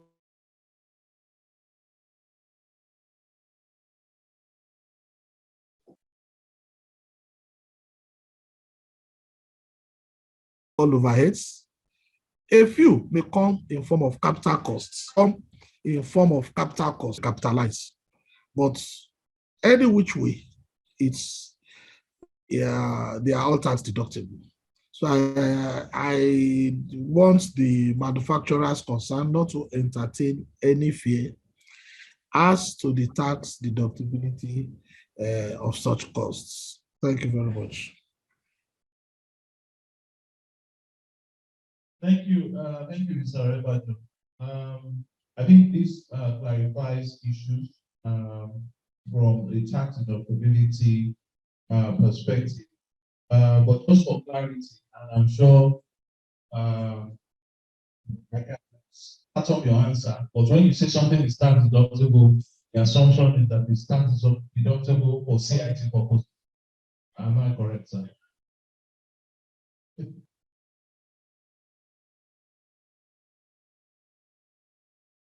Yeah. You're muted, sir. Please unmute.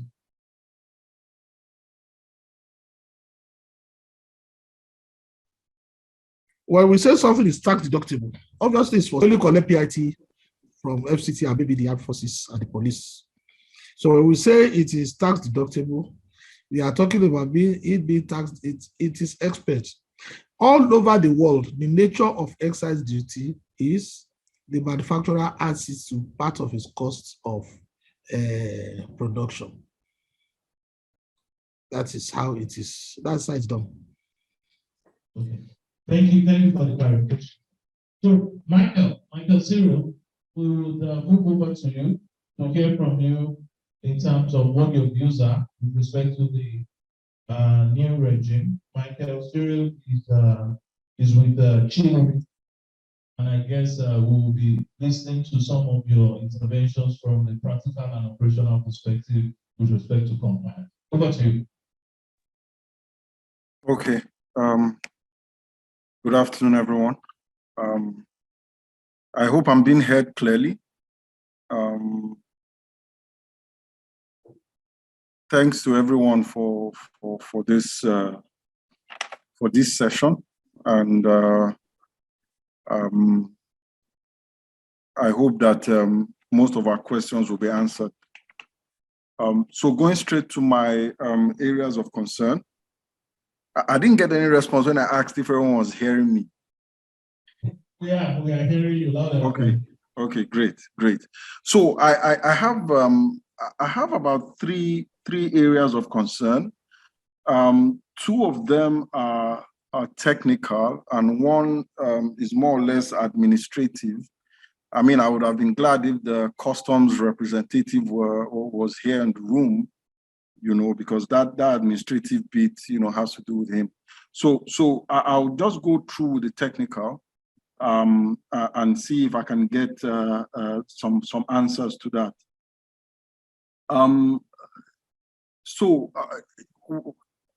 The Excise Act, particularly as it was stated in the Finance Act, the bit that has now brought carbonated, non-alcoholic, and sweetened beverages into the excise net.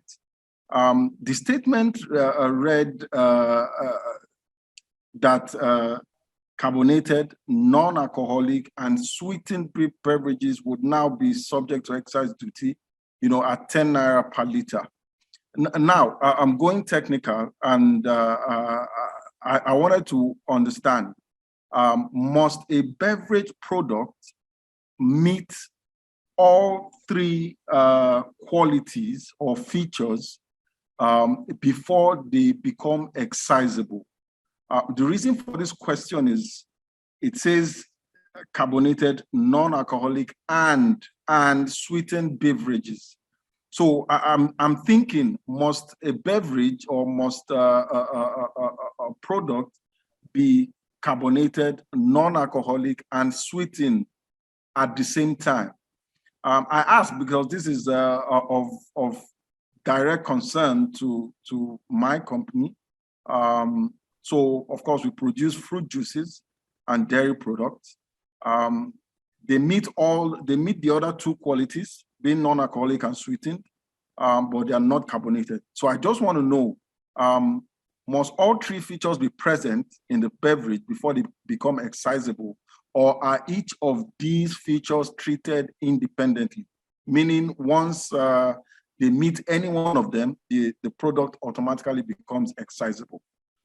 So that's the first. The second, I wanted to understand, I mean, in the fiscal policy, considering all the write-ups and all the other conditions given and the concessions, I could deduce that the commencement date for collection of excise duty on these products is the 1st of June, 2022. So far, we got a letter from the Nigerian Customs. It seems like a generic letter, but of course it has our name on it. And we got that on the 24th of last month, urging us to set up our premises, in preparation for the execution of the Excise Act and all of those. But there's been pretty much nothing else after that. So my question, what if the customs personnel do not show up on the 1st of June, for instance? What if they show up in our premises, in September? Are they going to start from that point, to do their calculations, and then start collecting the duty? Or would it be backdated to 1st of June? I mean, 1st of June is only a few days away, and I don't see much happening, from the part of the customs besides the letter we got last month. So in the event that they show up months after 1st of June, are they going to come back to 1st of June to start collecting backwards, or will they start from the point when they show up at our premises? Now, for the administrative bit, I don't know if any other person in the house can help with it. Excise duty is pretty new to the manufacturers of non-alcoholic beverages. We pretty much don't know how to go about setting up the place. Are there any special tools or special devices that are going to be needed by the customs personnel? What sort of facilities would be proper for the kind of work that they want to do? So I would like to have some form of understanding on what the space or what is required basically, to set up the premises for the customs department that will be deployed to our premises. So that's basically about the 3 areas of concern that I have. Thank you. Okay, thank you very much, Michael. I hope that you don't get the response to the 3rd question, because I see that you want to take food away from our mouth. So, but that's on the lighter note. What I would do is that, in the interest of time, we would also get the views from the representative of the Nigerian Bottling Company. That every other person can react, not necessarily also a representative of the Ministry of Finance. We can get views from other members of the panel as well. Mr. Brambopa, not to make you feel like or why we have put you as the last person, I'll get to every other person. So over to you, and subsequently we will now take reactions based on the commentary from yourself and Michael. Okay. Thank you very much, Yemi. Greetings to everyone. All protocols duly observed. I greet people from the Ministry of Finance, the Director of Tax Policy, and everybody in there. So, in terms of the contributions from us at Nigerian Bottling Company, we have quite a few. This is a sore point for us. Because it's very topical, and these conversations are coming at the right time.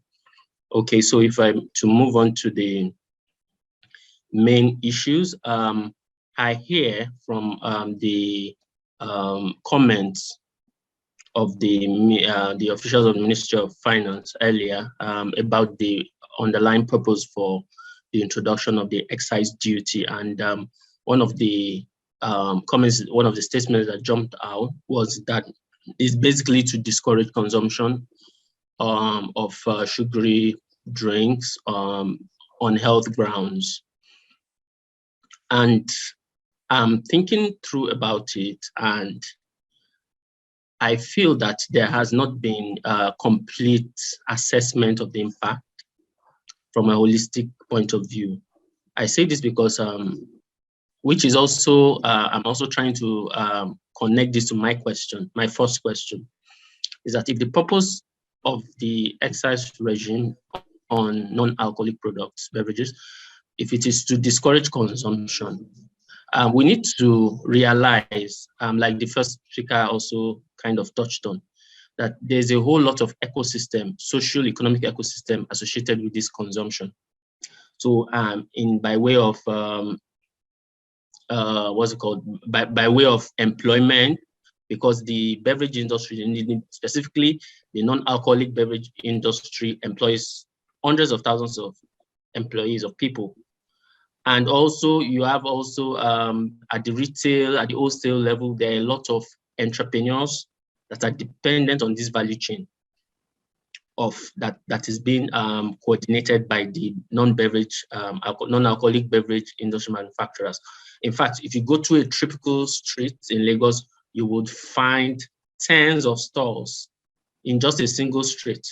In a typical Lagos setting, you find tens of stalls, you know, with chillers, with all these things from the non-alcoholic beverage people. So there's a whole community, a whole national community, you know, dependent on this, their daily livelihood. And if the plan is to discourage consumption, automatically that will translate to a contraction in this particular value chain, in this particular sector. Because if people are not buying much, definitely it will trickle down to cascade, you know, to that very grassroots level, you understand? And already we are hearing the groans and everything concerning this. So what is the plan? So if you want to take away that, if you want to allow that contraction, you want to reduce the space, you know, in that, on the non-alcoholic beverage sector, what is the plan of the federal government to replace the loss in value created by this? I hear when it was said that, okay, there was a concession for removal of duty on manufacturing, manufacturing plants, importation of manufacturing equipment. I am aware of that concession, and to be candid, it is not proportionate, because using ourselves as an example, what is the value of what we import, the machinery we import? What is the value relative to the additional cost of production on our sales, on our production and sales? It is incomparable. I mean, our importation of equipment probably less than, you know, we're talking a maximum, even if it's $1 billion. And then we're talking about cost of production that is in excess of hundreds of billions. So it is not a comparable mitigatory measure. So I believe that this is why I believe that there ought to be more. So how do you mitigate at the grassroots level? How do you mitigate the impact of the contraction of the price increases that is expected? So this is one of my questions. I had questions on the defective product, but somebody has already asked that, so I will not dwell on that. The only thing I will add to that is that the feedback from existing excise payers and also our engagements with the customs agency is that this will not be considered. That was the feedback we've gotten from what is obtainable at that time. It's what based on your production data, whether it gets defective or in trade, in operations or whatever, it's none of their business. I think this is a bit insensitive. I think this should be looked at. If that is not the correct response, please let us know. We are concerned about the introduction as well in the area of, because of the impact on the production cost. So using ourselves as an example, like between last year and this year, we recorded about 70% increase in our raw material cost. And this is without excise already. So we can imagine how it will be if excise is then introduced. So it's a real burden. Our revenue increase did not match that, was way lower. So it's not even proportionate. So the expectation is that our profit margins of the players will take a hit, and consequently the income tax becomes lower. Is this what the federal government wants? Also, because of resource, I'm moving on to another question now. This is more about the implementation, and we foresee that there might be issues with the implementation from the customs at the customs level because of resource limitations.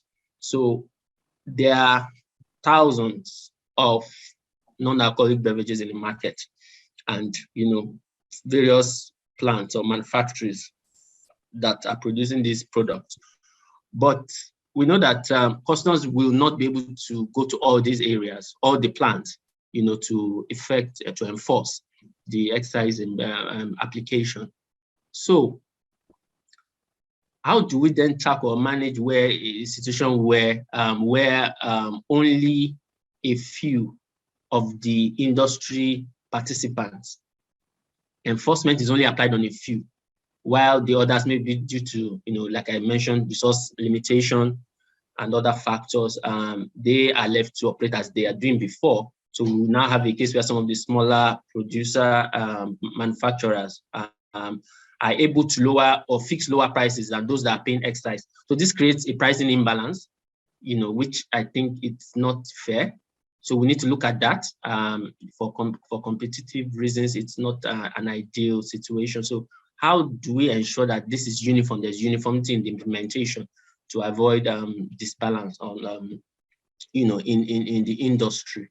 Then another thing is that based on the excise regulations, a bond is supposed to be paid by the manufacturers, and I think it's for a month or two. So more like your remittance profile for about 1 or 2 months is what you're supposed to pay in advance, to the customs agency as a bond. What we hear that is obtainable in practice, or what they are demanding now, is bonds of almost 12 months. And this is outrageous, really. So, and if the manufacturers are at the mercy of whatever the customs agency wants to do, I think this is very unfair, because there has to be a structure, something that the manufacturers can hold on to, can believe. There has to be the integrity of the system. So that disparity between what is in the law and what is obtainable in practice, it's also an additional burden that needs to be looked into. Personally, we think the timing is not right, because we're still in the tough economic situation. Like I mentioned, skyrocketing increases in raw material costs due to forex and all of that, and actual increases in the service, in the supply cost as well. So introducing excise we think the timing is not right. That's our take on that. But I think I've itemized my questions, basically concerning, if I'm to just recap, the plan of the federal government to replace the loss in value from after the discouraged consumption. How do they ensure uniformity in implementation of the excise to avoid pricing imbalance? In terms of the bond, how do they tackle the disparity between what is stated in the excise regulations and what customs is demanding in practice? Is this the right time to introduce excise, considering the skyrocketing raw material costs? What is the plan of the federal government in that regard? Is it just to add to the cost burden of the manufacturers? And then I think the defective products issue had been asked previously. So these are some of the areas that we are critically concerned about. Thank you very much. Thank you very much. I think your interventions and questions are quite spot on, and they hinge a lot on. And I share your pain with regards to the issue of defective product. I think it's just something that needs to be considered. Should not be game tax on some consumption that never happened. With respect to bonds, again, there even seems to be more like a lack of clarity. I mean, we have even seen area commands of customs that dependent on production from previous years without any empirical basis for us to know why should we have that? I'm sure that representatives of the Ministry of Finance will be able to shed some more light on this, some of these issues. Again, you would see that the producers have one way or the other hammered on the issue of the plan. What is the plan of government to reduce the pain? If you are eroding, if you are eroding value, as it were, and you are not providing proportionate effective for this value erosion, is also some type of disincentive. And I think one of the most important point that was made by Peter Kopi is even more of the ecosystem. So sometimes we look at the bigger the ecosystem, which is big producers are surrounded with that actually affects the common man. These are actually dependent on some of these people. And as we know, that the data as of now is that SMEs are still the largest employers of labor. So I would want reactions from members of the panel with respect to the interventions from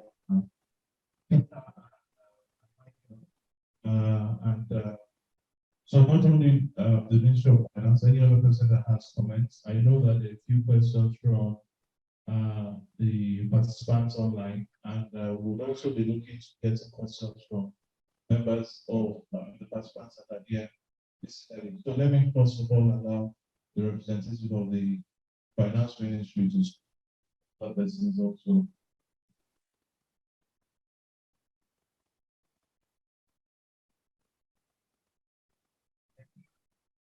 Thank you once again. Yeah, just start from the speaker before now talked about the issue as the of the law. It comes talking about carbonated non-alcoholic issues.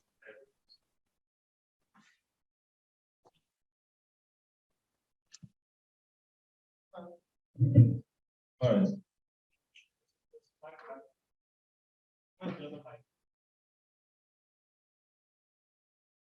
You should get the other mic. There's one there.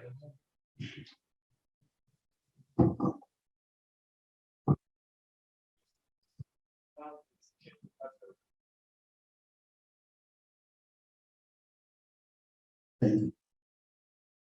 Talking about the text of the law, the enabling law that enable the Nigerian Customs Service to type about the Finance Act.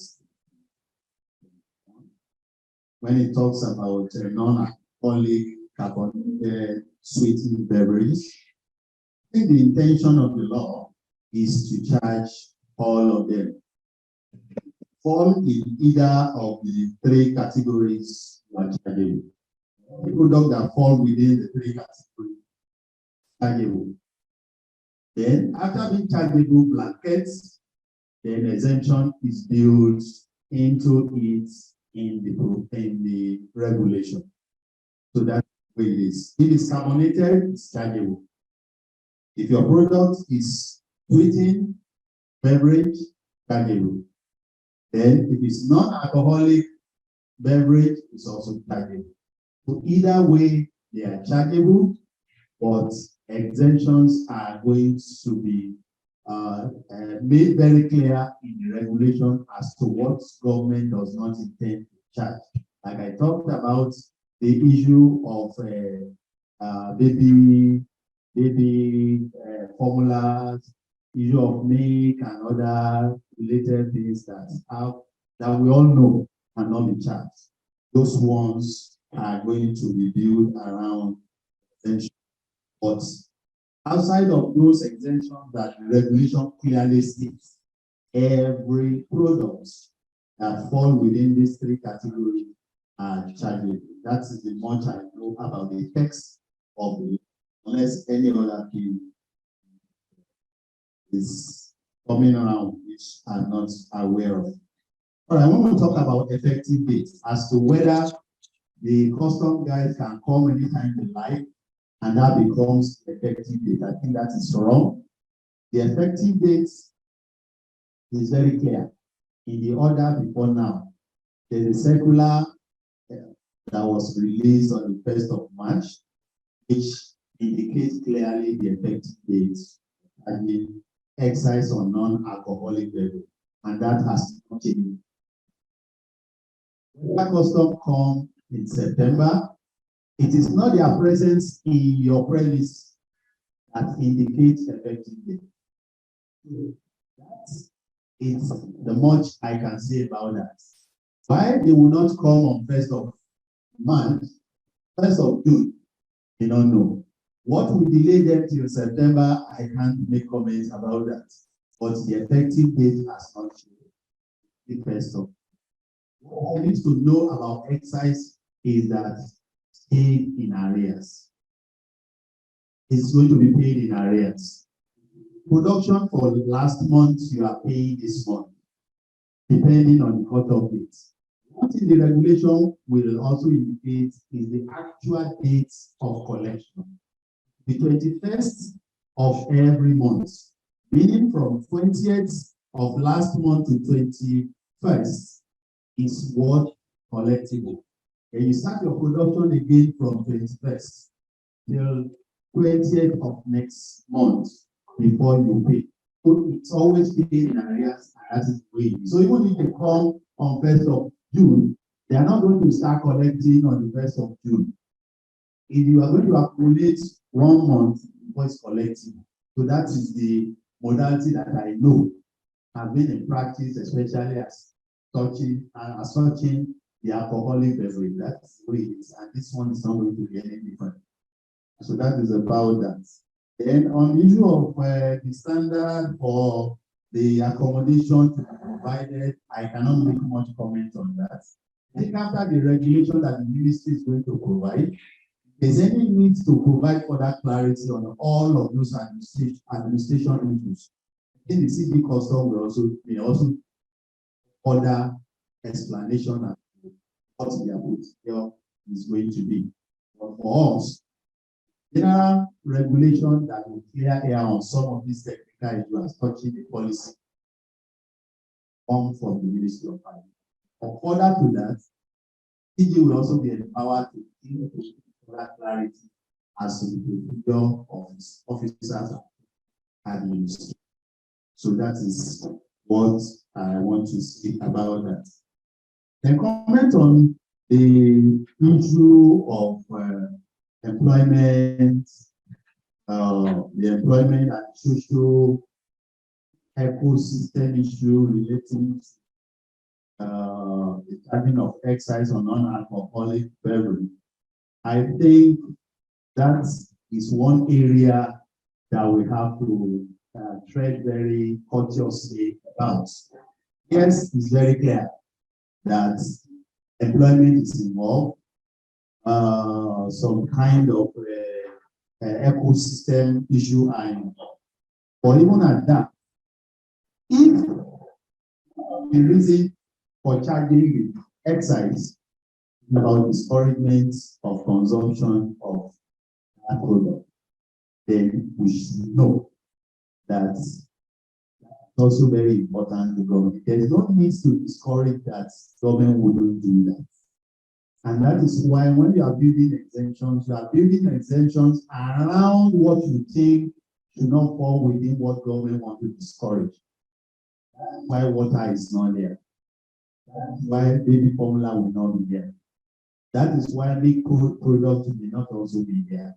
So these are some of the things that government does not want to discourage consumption of. And so if one of the reasons is to discourage consumption, then the issue of employment we have to be careful about. It will be some kind of sentiment that we are bringing into it, the reason why government should not charge the first place. Do we now say, are we now saying that tobacco companies don't employ Nigerians? Are we saying beer and spirits manufacturers don't employ Nigerians? So if they do, and government intends to discourage consumption of their products, should we shy away from charging them excise because they employ Nigerians? So that's why I said there's some level of sensitivity and caution we should apply to this thing. Yes, our costs, we can bring up the issue of our costs of production. We can bring up the issue of incentive and other ways government can help to mitigate some of these things. These are part of things we should be discussing. But the sentiment of whether we employ, we lay off staff, and because of that, let's not go ahead. I think it may not really apply. If I'm saying if one of the why is water not there? Why are baby formulas not there? So these are some of the things. So let's be let's just be a little considerate to know that we don't just wake up one day to say, let's ban this, let's ban that, or let's discourage it, let's discourage it. There are feeders, there are feelers we get, there are also feeders from different quarters as to what is done elsewhere, which we can also do. And there are studies that have also been carried out on as to how these things are. So these are some of the things that I just want to make comments about. Then when we talk about our costs outweighing the revenue we are getting, then I have this issue to raise.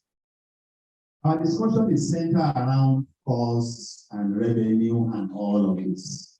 We're making it look like the government is already by default increasing our costs and we cannot pass it. That is another impression I want us to. If we choose not to pass it, it is because we choose not to pass it. But there's nothing in the law or in the regulation that is going to prevent us from passing. Like I said the other time in the first reaction that I made, we all know that a bottle of carbonated drink in Nigeria today, there's no way you can go to and get it for less than 1 piece. The remotest part of Nigeria. I'm not talking about hotels like this. I'm talking about on the streets in the whole of it. You can't get a 50 cl bottle, plastic bottle of carbonated drink in Nigeria for less than 1 piece. I don't know how much the manufacturer gives to them, but the one we buy outside, we can't get for 100 naira. If you are not increasing your price from the factory and somebody is helping you to increase it, the question is, what is responsible for that? We started charging the tax. We started charging excise on it. What is responsible? So if the increase in price that we see now is not on account of the cost that you say has increased, then what is responsible for it? You are shying away from passing the cost because of the price to go up. And because you operate in a competitive environment, you are afraid to pass the cost because of the attendant increase in price. But the off-takers, those who take the products to the final consumer, they are confident, they are strong enough to increase it for you. And people are still buying it. So I don't know, I don't get it. I find it difficult to connect it. Is it that we don't have control over what they sell? Or what we are afraid to do as manufacturer, they are doing it for us, and yet they are getting away with it. Then who is actually making the gain? Who should initiate price increase? Is it the marketers or the products or the manufacturer of the product?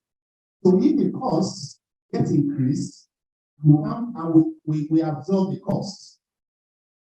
As increased as it is, we are able to absorb it. Then why would those who are selling the products, the retailers, the wholesalers, the retailers, why are they able to increase the price and yet we can't do anything about it?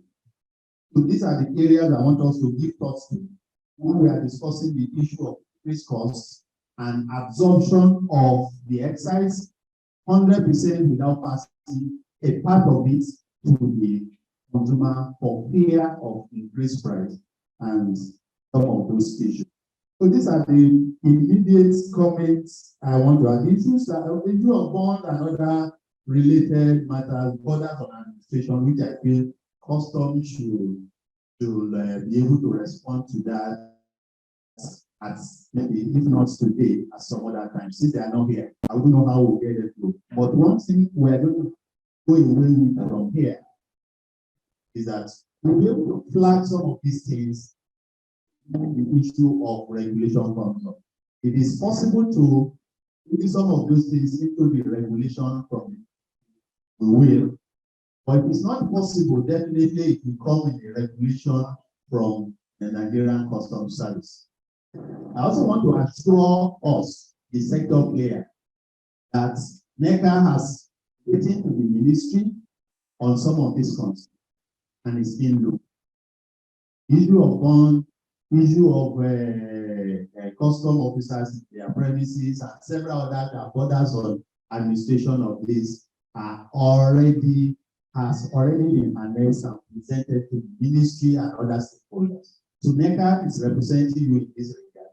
I've seen the letter written by NECA and borders on some of these issues that we are discussing, which they have brought to the fore consideration of the Honorable Minister. So I think we are discussing the right thing at the right time. Some of these questions and the concerns who they are coming now, so that we can still use it to affect what we are doing. Thank you very much for now. I want to hand over. Thank you for your introduction, Mr. Shanipi.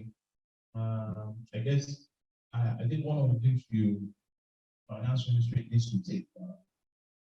There seems to be a recurring decimal respect to how to grant consent. I know and I think I would also go back to the manufacturers now with respect to Taxaide. I think there seems to be some type of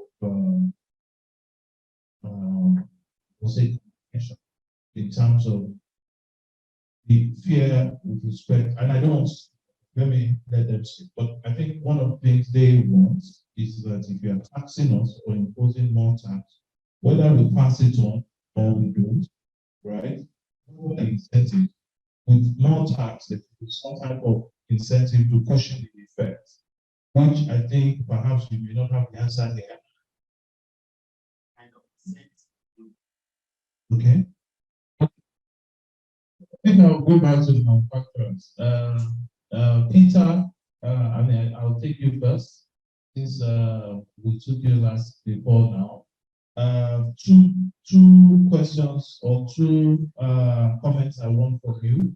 One is that the representative of the ministry are saying that if you are requesting for incentives, what particular incentives are you looking at? That's one.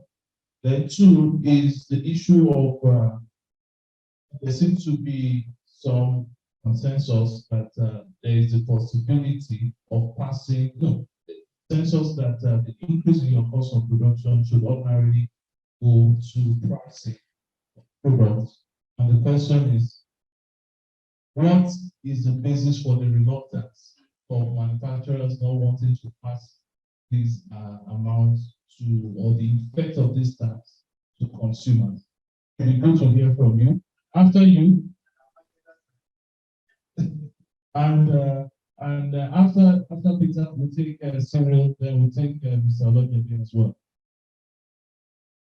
Okay. Thanks very much for the question, Yemi. So I'll take the second question first.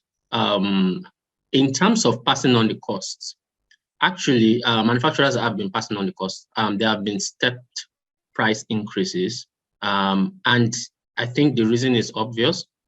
So I was struggling to understand when the honorable representative from the Ministry of Finance was saying that we have not been passing on the costs. And if the price has been increasing at the retail level, what has been responsible?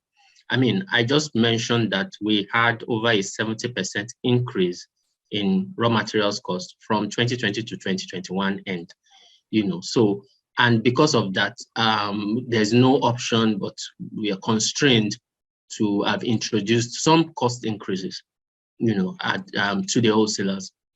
And it is also true that it is possible that some of the end costs at the end user level might be slightly different from what we have introduced, but because we operate a recommended price system, recommended pricing system, But what the point is that we have introduced some cost increases because of the humongous increase in the raw materials cost. And it is from what we have observed that we are saying this is the wrongest time, permit me if I can use the word, to also introduce additional burden on that, because we see the impact. Yes, we can pass it on to the consumer, but we also see the impact because our pricing points is not 5 naira, it's not 10 naira, you know, because if the cost exceeds a certain level, prices jump in 50 naira,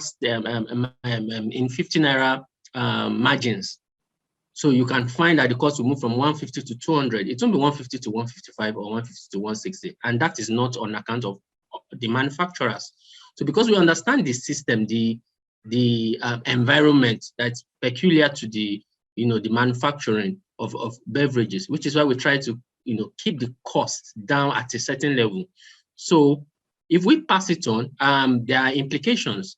There will be implications, and there are some implications we already seen, which is basically slows growth. It affects demand, you know. So, and all this is what we, you know, we are trying to militate against. You know, so which is why we are saying, as much as possible. Yes, there have been cost increases from raw materials pricing and all of that. But as much as possible, if it is avoidable, we would rather avoid it to pass it on to the consumers, because it slows down growth. It also stagnates the expansion of the industry, really. So that's it. That's why.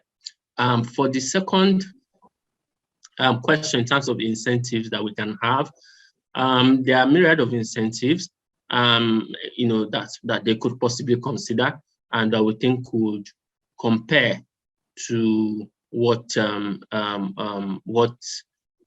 you know, what is being trying to achieve, the objectives of the federal government in terms of the health aspect. So I think if there are incentives, or if there is a disincentive to consumption of sugary drinks, then I think the federal government can also consider introducing an incentive for consumption of healthy drinks. So create a framework, a structure around if there's investment on substitutes that are healthier, that don't have sugar, and that also meet the populace's consumption needs, then create incentives around this. And if it is in these investments you know, are undertaken by the same companies, that's the existing manufacturing companies. So let's have these incentives, you know, codified. I say this because as an existing manufacturer, if you've enjoyed certain incentives before, like pioneer status and all that, you know, except you creating another arm of business, you can't enjoy pioneer status again. Do you understand? So, but I'm saying now, if there's a disincentive on consumption of sugary drinks, let there be an incentive for consumption of healthy drinks. So if we go and start manufacturing you know, another brand of an healthy drink, then we know there's an incentive for us to do that, you know, and we would not be disqualified on the basis of the fact that we've gotten some incentive before on the other category of beverage of our products. So this is one of the things I think can be looked at.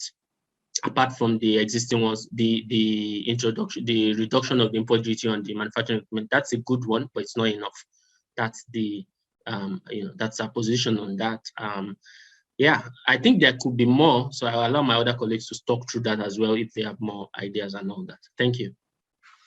Thank you very much, Peter. I think the most interesting one is that if you're discouraging some type of production, you also encourage another type of production. So we have Mr. Balogun's hand up. So Mr. Balogun, over to you. Hello, good afternoon, everyone in the house. I have about 2 comments on what has been said so far. One of it is the Honorable Minister's representative mentioned on several investments, several incentives to the manufacturers in terms of reduction of no duty on machineries and all of that. I would like to make a comment or two in respect of that point, and which is that you know, in terms of investment has actually been quite difficult to even take advantage of that so-called incentive because of the FX limitations. Many beverage manufacturers are struggling with even getting FX for this so-called, I mean, for concentrates, talk less of having enough for millions of dollars or euro machineries to import. So that incentive has not actually been in use, and therefore cannot be considered really as an incentive. In the last 3 years, when you consider the purchasing power of our end consumer, we all know, we all live in this country, that purchasing power has probably been reduced up to probably 80% in some cases, even on local foods. And we still keep putting pressure on the citizens. And that is why a lot of us, I mean, right food for an example, we have become quite sensitive that how much more can you stretch the citizens in terms of having to be the one bearing this cost. So beverage manufacturers, they are not saying that they're not passing on the cost as it should be, but we are sensitive that there's a limit to elasticity of how people can tolerate this level of increases in every aspect of their lives. So it's not about the competition, really. It's more of the sensitivity of the impact. And then when we also try to say that, it is 10 naira or is less than 10 naira per bottle, we sell in packs. The fact remains that for every pack anyone has to buy, there's a 60 naira on it. We can try to, trivialize it by saying, oh, how much is it? But it is a lot to that end consumer. That many people in all states of the federation, the minimum tax is still 30,000. I mean, the minimum wages is still 30,000, which a lot of states are still struggling in actually paying. So 5 naira means a lot to them. It does mean a lot. And talk less of the 60 naira impact. Biscuit of today is 20 naira instead of the previous 5 naira. We all realize this, and that is why, because passing it down, eliminating the issue of the sugar importers. We have eliminated them if we're really considering the sugar impact. It's not only beverage drinks. And we have concentrated it on only beverage. And as one of the panelists has mentioned that the custom is going to be overstretched on the number of, sheer number of custom officers that have to be going to manufacturers' factories. Why wasn't it limited to the sugar industry importers? That there are only probably just 3 or 4 of them. So all these things for me, we're having serious issue here. And I think my gentleman, a fellow panelist that said 70%, I think it is more than that. Sugar has doubled in the between that 2020 and today.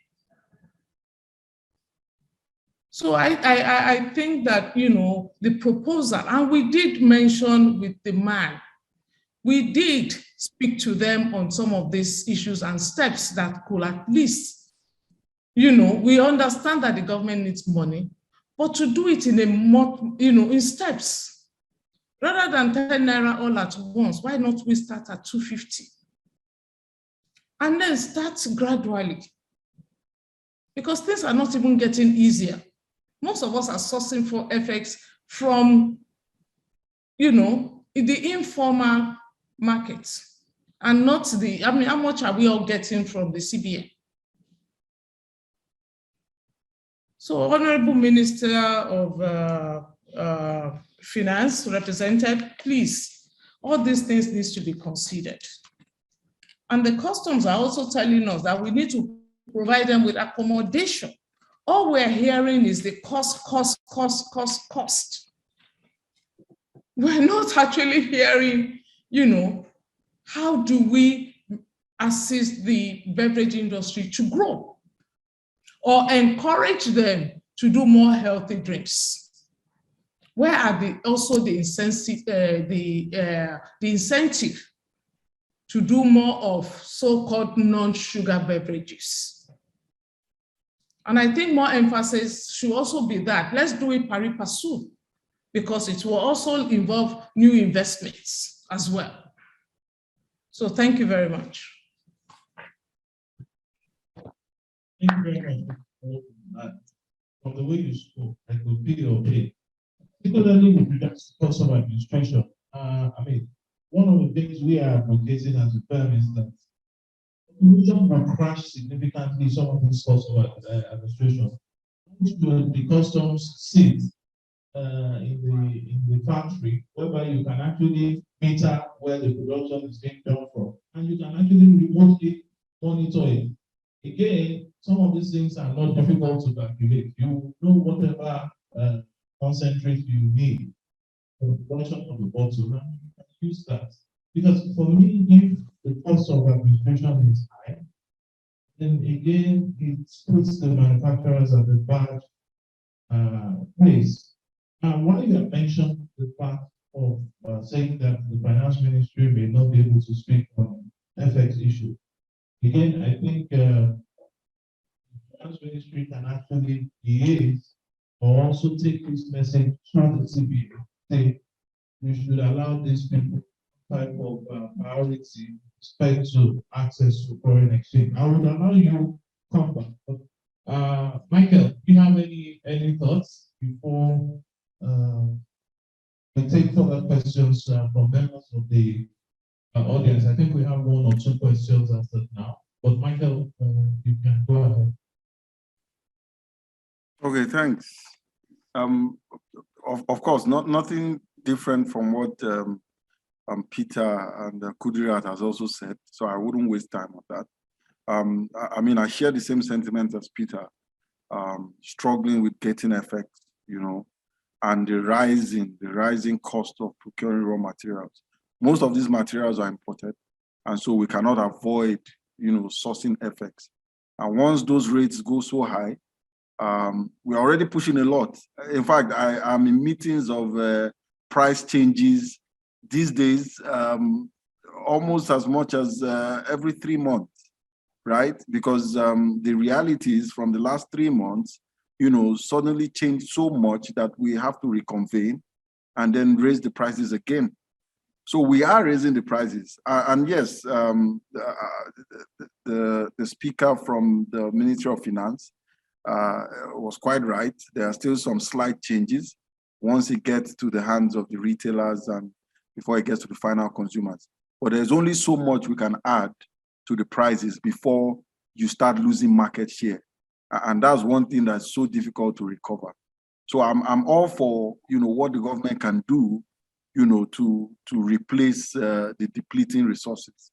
I'm all for that. And I really want to hear something that would make me or make manufacturers, hopeful, regardless of all the additional costs that keep coming up. So I think that's just about it. Thanks. Thank you, Michael. And as an outcome of some of this, of this conversation, of this event, the plan is to have some type of communique sent to the regulator, Ministry of Finance, the Nigerian Customs, to also get official views and also taking consideration some of these challenges. For example, if they are going to source for effects from parallel market, then it's not their fault if they keep saying that increase the cost, I mean, excise again, or introduction of excise, increase cost. At the end of the day, again, I think government should know that we're in quite sensitive times as a nation economically. The value of the naira continues to. So even the man who you want to discourage drinking and whatever does not even have the money. So again, I would assume, I would say we should consider that. But there's a question from a participant virtually that says, just a minute, let me take it out.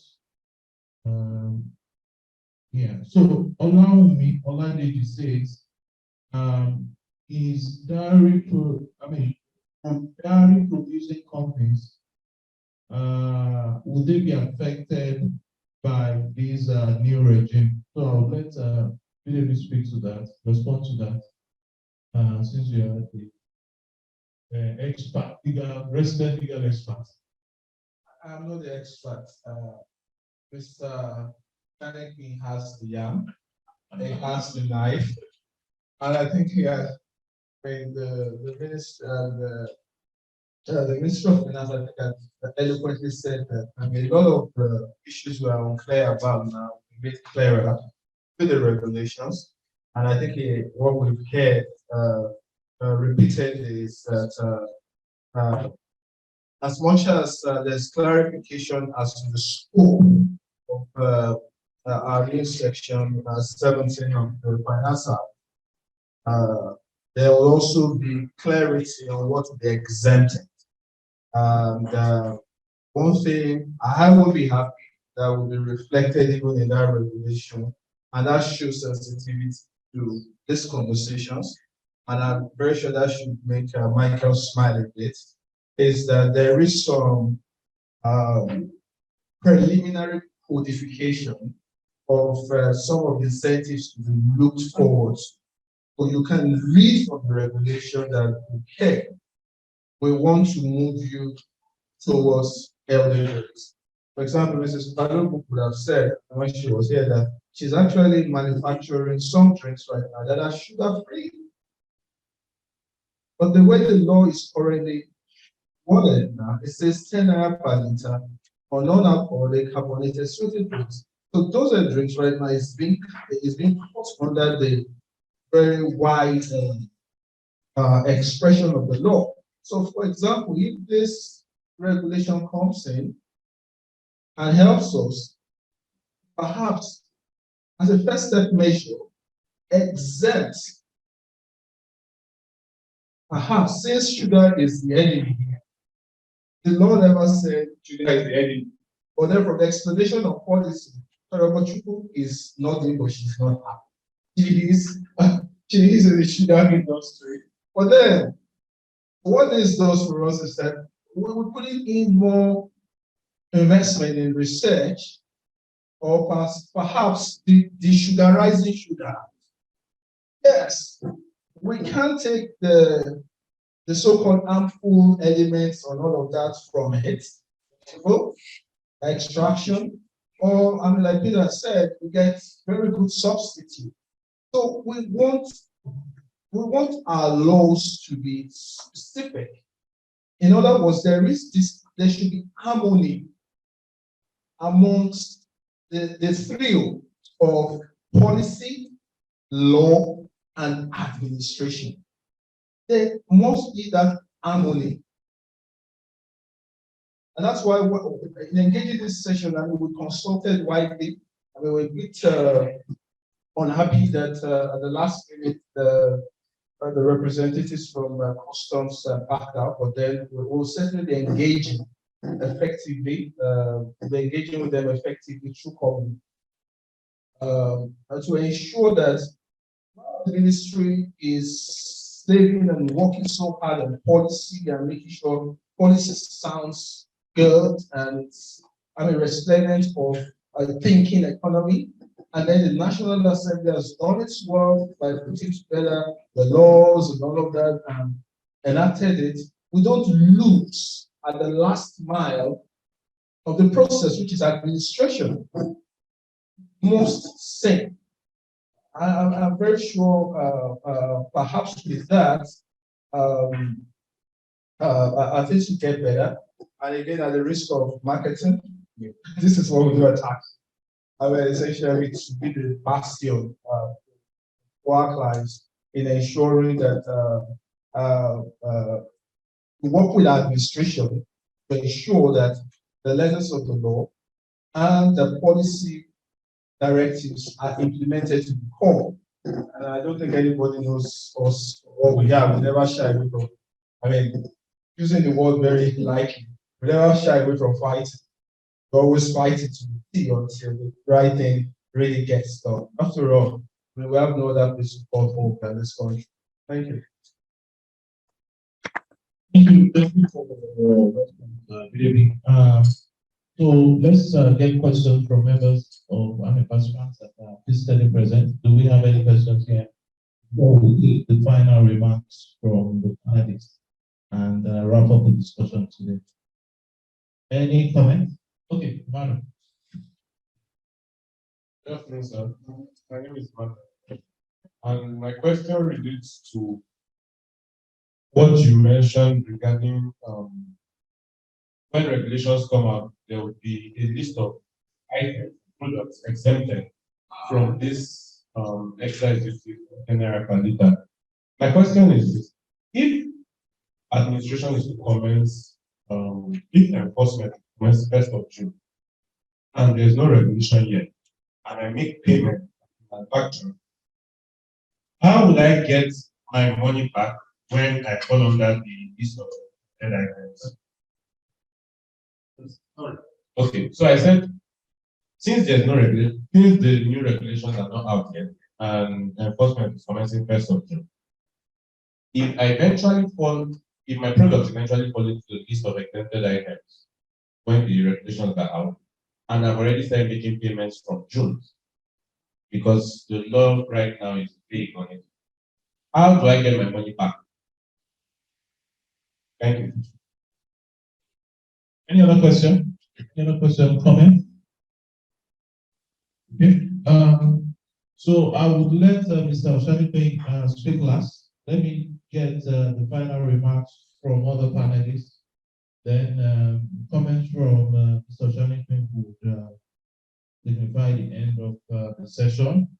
So I would start with Mrs. Balogun. Final remarks.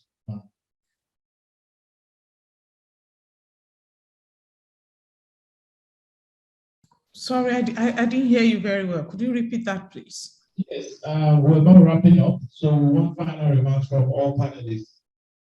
Oh, okay. It's like, hello. Just to reiterate what Yemi said earlier, I want to say, all of the conversations that we so far had, and along also with panelists, we are going to document. So everyone will be a beneficiary of that document, and will ensure all that conversation gets to the appropriate, and you can trust those come and receive the appropriate responses. Over to you, Mrs. Balogun. Thank you. Okay. The addition of my emphasis really, apart from, that the Honorable Minister should please look into the issue of graduation of the rates, and also we should also pay good attention to the implementation as well, because if everything is being left to the discretion of the custom officers, then it could lead to a lot of chaos. So I think there should be a clarity in terms of how the administration is expected to be. Thank you very much. Thank you very much, Mr. Balogun. Peter.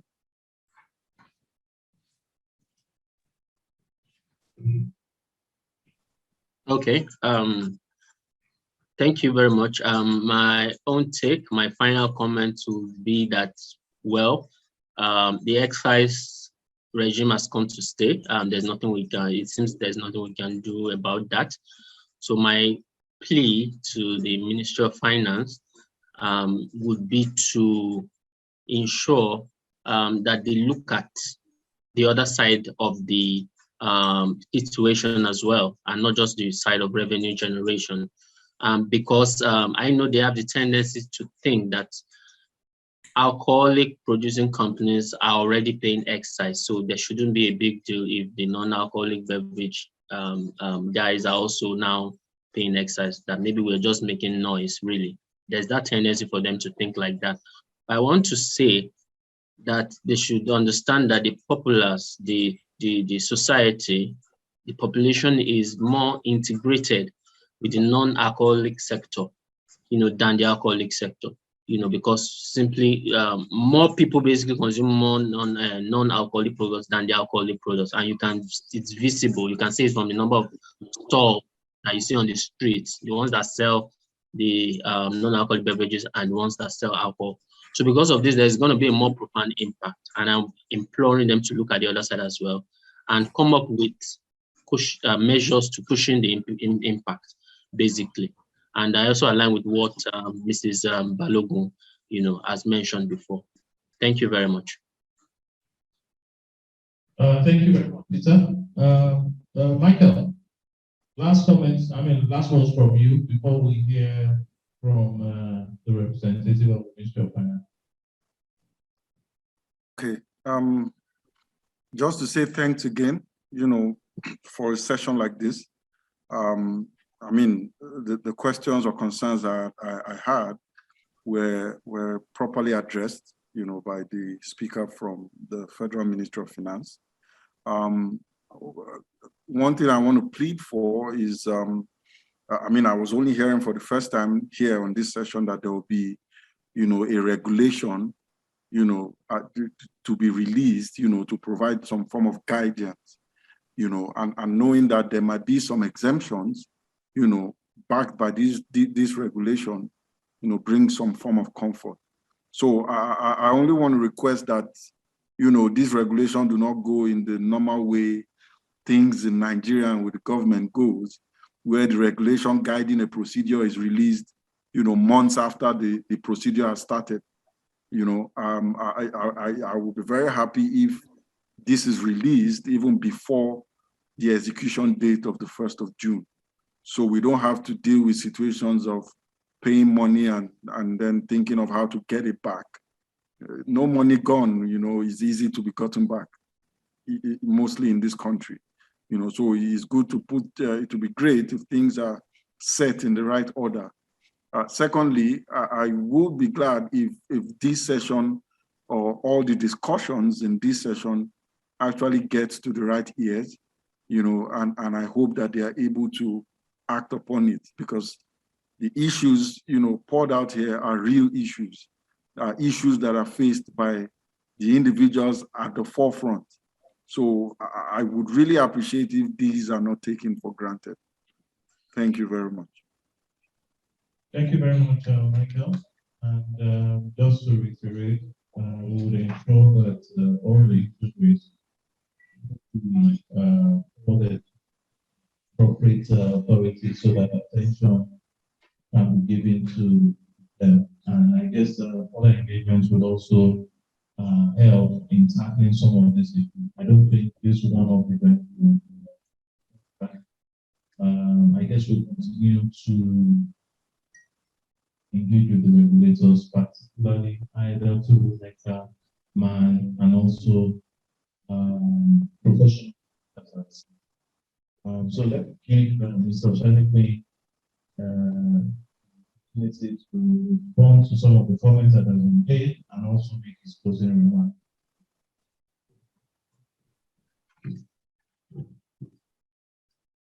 Thank you very much for another opportunity to hear some of these things. I think to a large extent, we need to come to a clear understanding of what we're talking about. I think we're better informed now than when we came into this room, into this meeting. And that is one of the stakeholders. This one will take away from this lecture. Has really informed all of us of what have in our hands. And to that extent, I want to thank the organizers for bringing this together. On the issue of one thing I'm particularly happy about is the issue of incentive around healthy drinks. And that is going to be a major topic of discussion going forward. Like I told us, one of those discussions we had last year on this centered around cost and other things. And you all agree with me when we talk about the costs. There's no uniformity of cost across, and cost variation. One of the major challenges of having something like this, even when you want to conduct a study, you find it difficult because of the competitive nature of the sector. It makes it difficult to know what the real costs are. You know things that are common to everyone, but the specific things that differentiate each from the other, not many of them want to make it open because that's their competitive edge. So it hampers some of the information within the sector. One thing I'm going to encourage us going forward is let's have a documentary of what operation of the sector looks like, so that we can say for sure, apart from the fear of competition or other things, let's be able to say this is what represents the sector. This is the true position of the sector.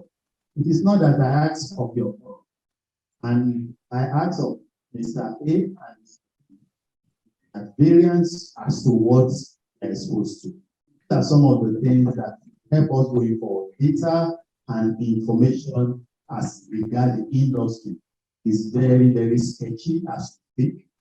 Not much is known about operation of the sector, and that will also affect policy formulation and policy implementation. Then the issue of effects has also been severally mentioned, and like we said, effects is a major challenge to everyone who has anything to do with investment in Nigeria. And one thing that is not clear, the fact that none of your raw material products is banned from accessing it. It's just the availability of the foreign reserve that is hampering the ability of CBN to give you FX. So the question now is, how do we get out of that? It's a collective thing. So when you need to produce, when you depend so much on importation, your equipment and machinery comes from abroad. Your raw material, almost 80% of your raw material comes from abroad. All of these are these are the situations we find ourselves. The competition for FX is going to be keen and it's going to be choking. So to that extent, that is why we have what we have in our hand. What are we doing to generate FX? We are not doing so much in order to have sufficient FX that can go for the importation of some of our critical raw material and some of the equipment that we are bringing. So it's a big challenge. It's a daunting challenge for each and every one of us. If our sector or our industry must grow, we have to do something about it as a nation. Then the issue, our discourse needs to go beyond the tax sphere. The issue of infrastructure, the issue of power, the issue of other things that are used that help to impact on your costs, also very important. So at every opportunity we have, let's echo this so much. Let's bring this to public discussion such that people know what we are going through, so that effort will be made towards helping us some of these things that is negatively impact on our costs. So we also talk about, most of our discussion are centered around revenue. But I want to let us know that everything is not about revenue. The discouragement aspect of it, I've not said much about.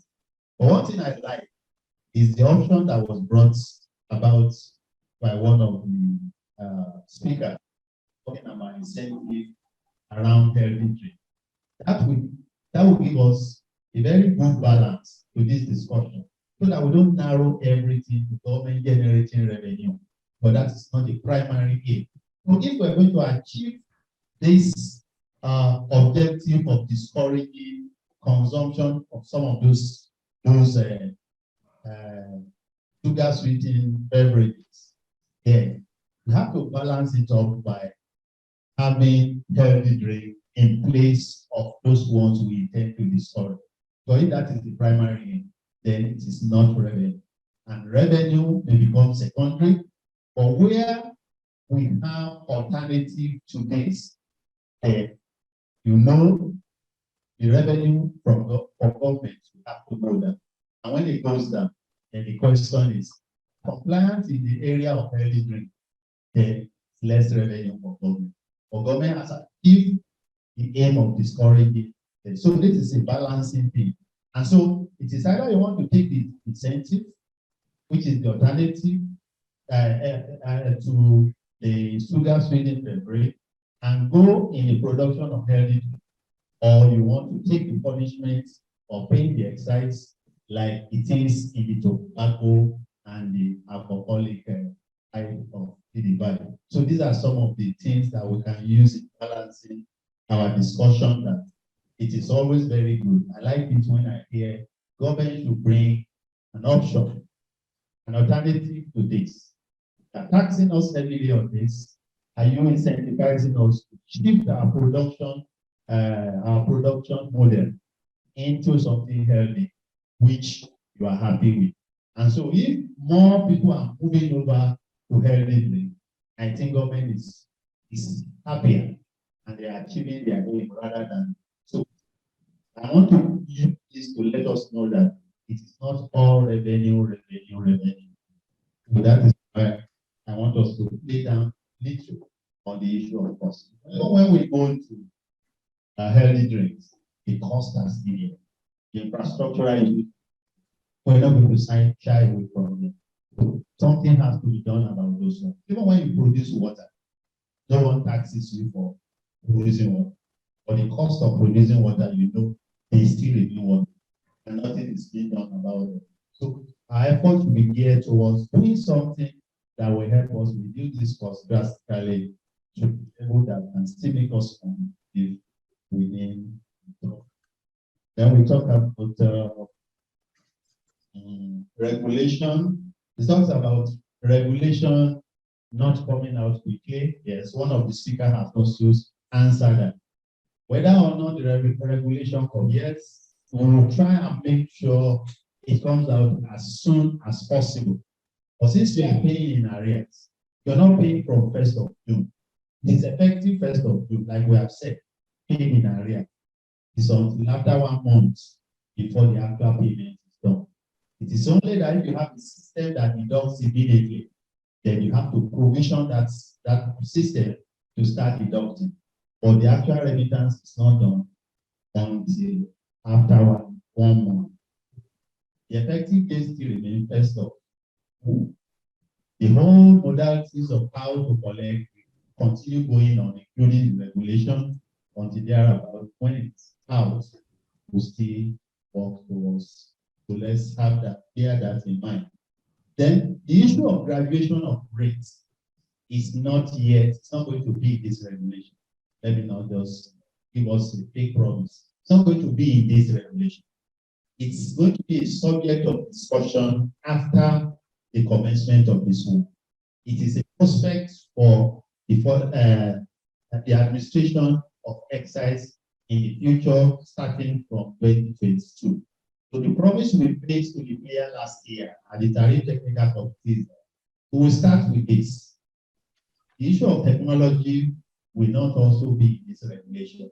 We're going to start manually with things directly the way that's been. Then further discussion on it with the players, the regulator, the player in that sector, is what is going to make this clearer. How soon we can deploy technology to collection, how soon we can have good understanding of the working of the sector such that it can enable us graduate. But the graduation isn't going to be in this regulation. I have not said that, and I won't say that because I know it's not going to be there. So because we don't have sufficient information to start graduating now, that information is not with us. We don't have that information. But we know further engagement with players in the sector will give us so much more information, so much more commitment from their part that will enable us to think and actually actualize this graduation of rates if need be. And that is in line with the incentive of early rates. So if you are going to graduate, what the essence of graduating is to encourage and discourage. To encourage those who are going the direction of healthy drinks and paying less, while you are those who are paying, those who are using highly concentrated ones are paying more. So in that way, you are graduating rates in favor of some to encourage them because they are now complying they are moving towards healthy drinks. And those who are moving away from healthy drinks are paying more. That is the whole principle of graduation that we're talking about. And it's in line with the incentive around healthy drinks that we're talking about. That is going to be subject of further discussion after the commencement of this. Just want to make that also very clear. So my closing remark is still in line with how I started. It is that we should be prepared for further negotiation, for further discussion on this. Because the promise we made last year when we were preparing this, that we'll have to engage a lot, have to get further clarity on the workings and the operation of industry to enable us to know what the sketchy nature of the information we have is what has made us start this way. But starting is not the problem. It is whether there are alternatives that can make us better off. What we have to think about going forward. And in doing that, we'll talk so far. So we'll keep talking, keep discussing. Point the ministry will also invite us. The technical committee will also invite us for that discussion on how we think this. But one thing that is clear, that it has come to stay. How you pay or you don't pay depends on your level of compliance to what the government wants. Right? So if we comply, you pay less. If you don't comply, you pay more because government intends to reach out. Thank you very much.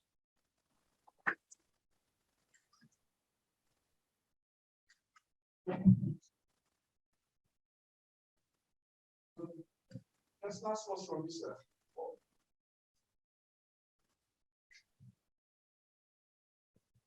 Sorry, I stepped up briefly for personal.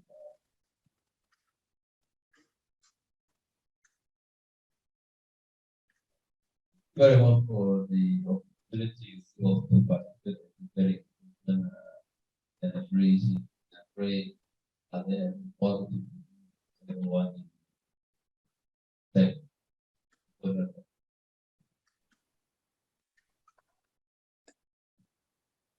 you. Thank you to the panelists, Mr. Wherever you have dropped off, we have other issues to attend to at the FRS. As we talk, I will let David give us the vote of thanks.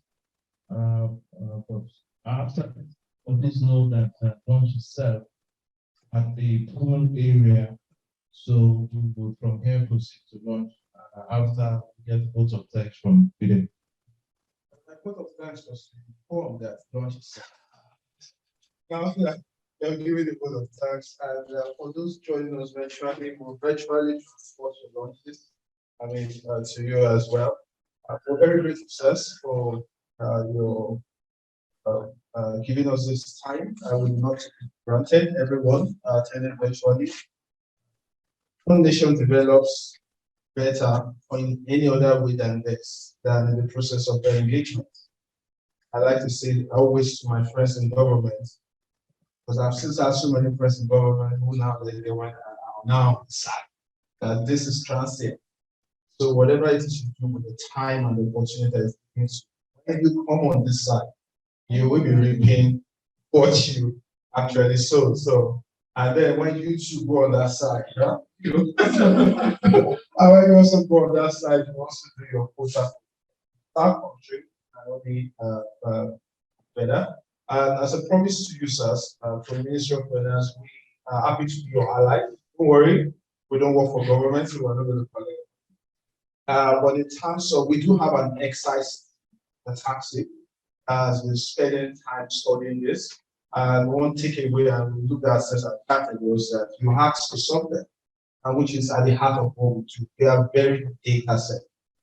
We sit, mine, and eat data. That's the reason why we have a tech company. Our tech company at the end of the day essentially sits and meets a lot of the ideas we have. The level of the first company, private company that was able to automate PE remittances, that was in Lagos State. As at that point, and we read that word. So even before NIPS platform for remittance of pensions, we had automated with that of crisis as well. So I mean, since 2015, we have been at the vanguard of pushing the automation in. So what we promised from this in this program is that we will work at least with our clients and prospects alike and really continue to collate, continue to make them available, and we'll always make it available for the ministry at any point in time. Count on us as allies for that purpose. Thank you so much, sirs, and I do wish a great journey back to your destination after that. God bless you, sirs. And have a good afternoon. Good afternoon, everyone. Thank you.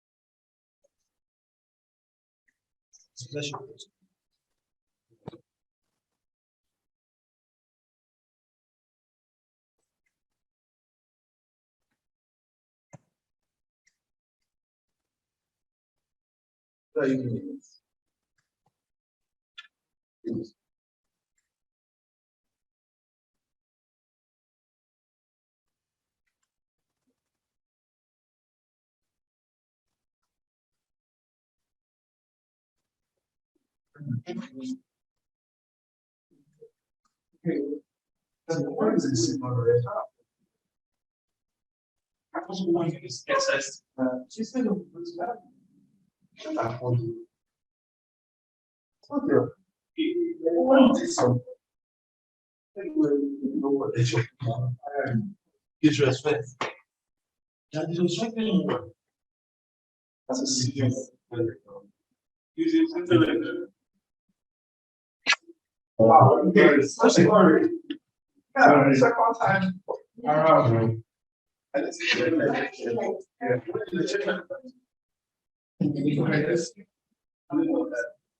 yeah.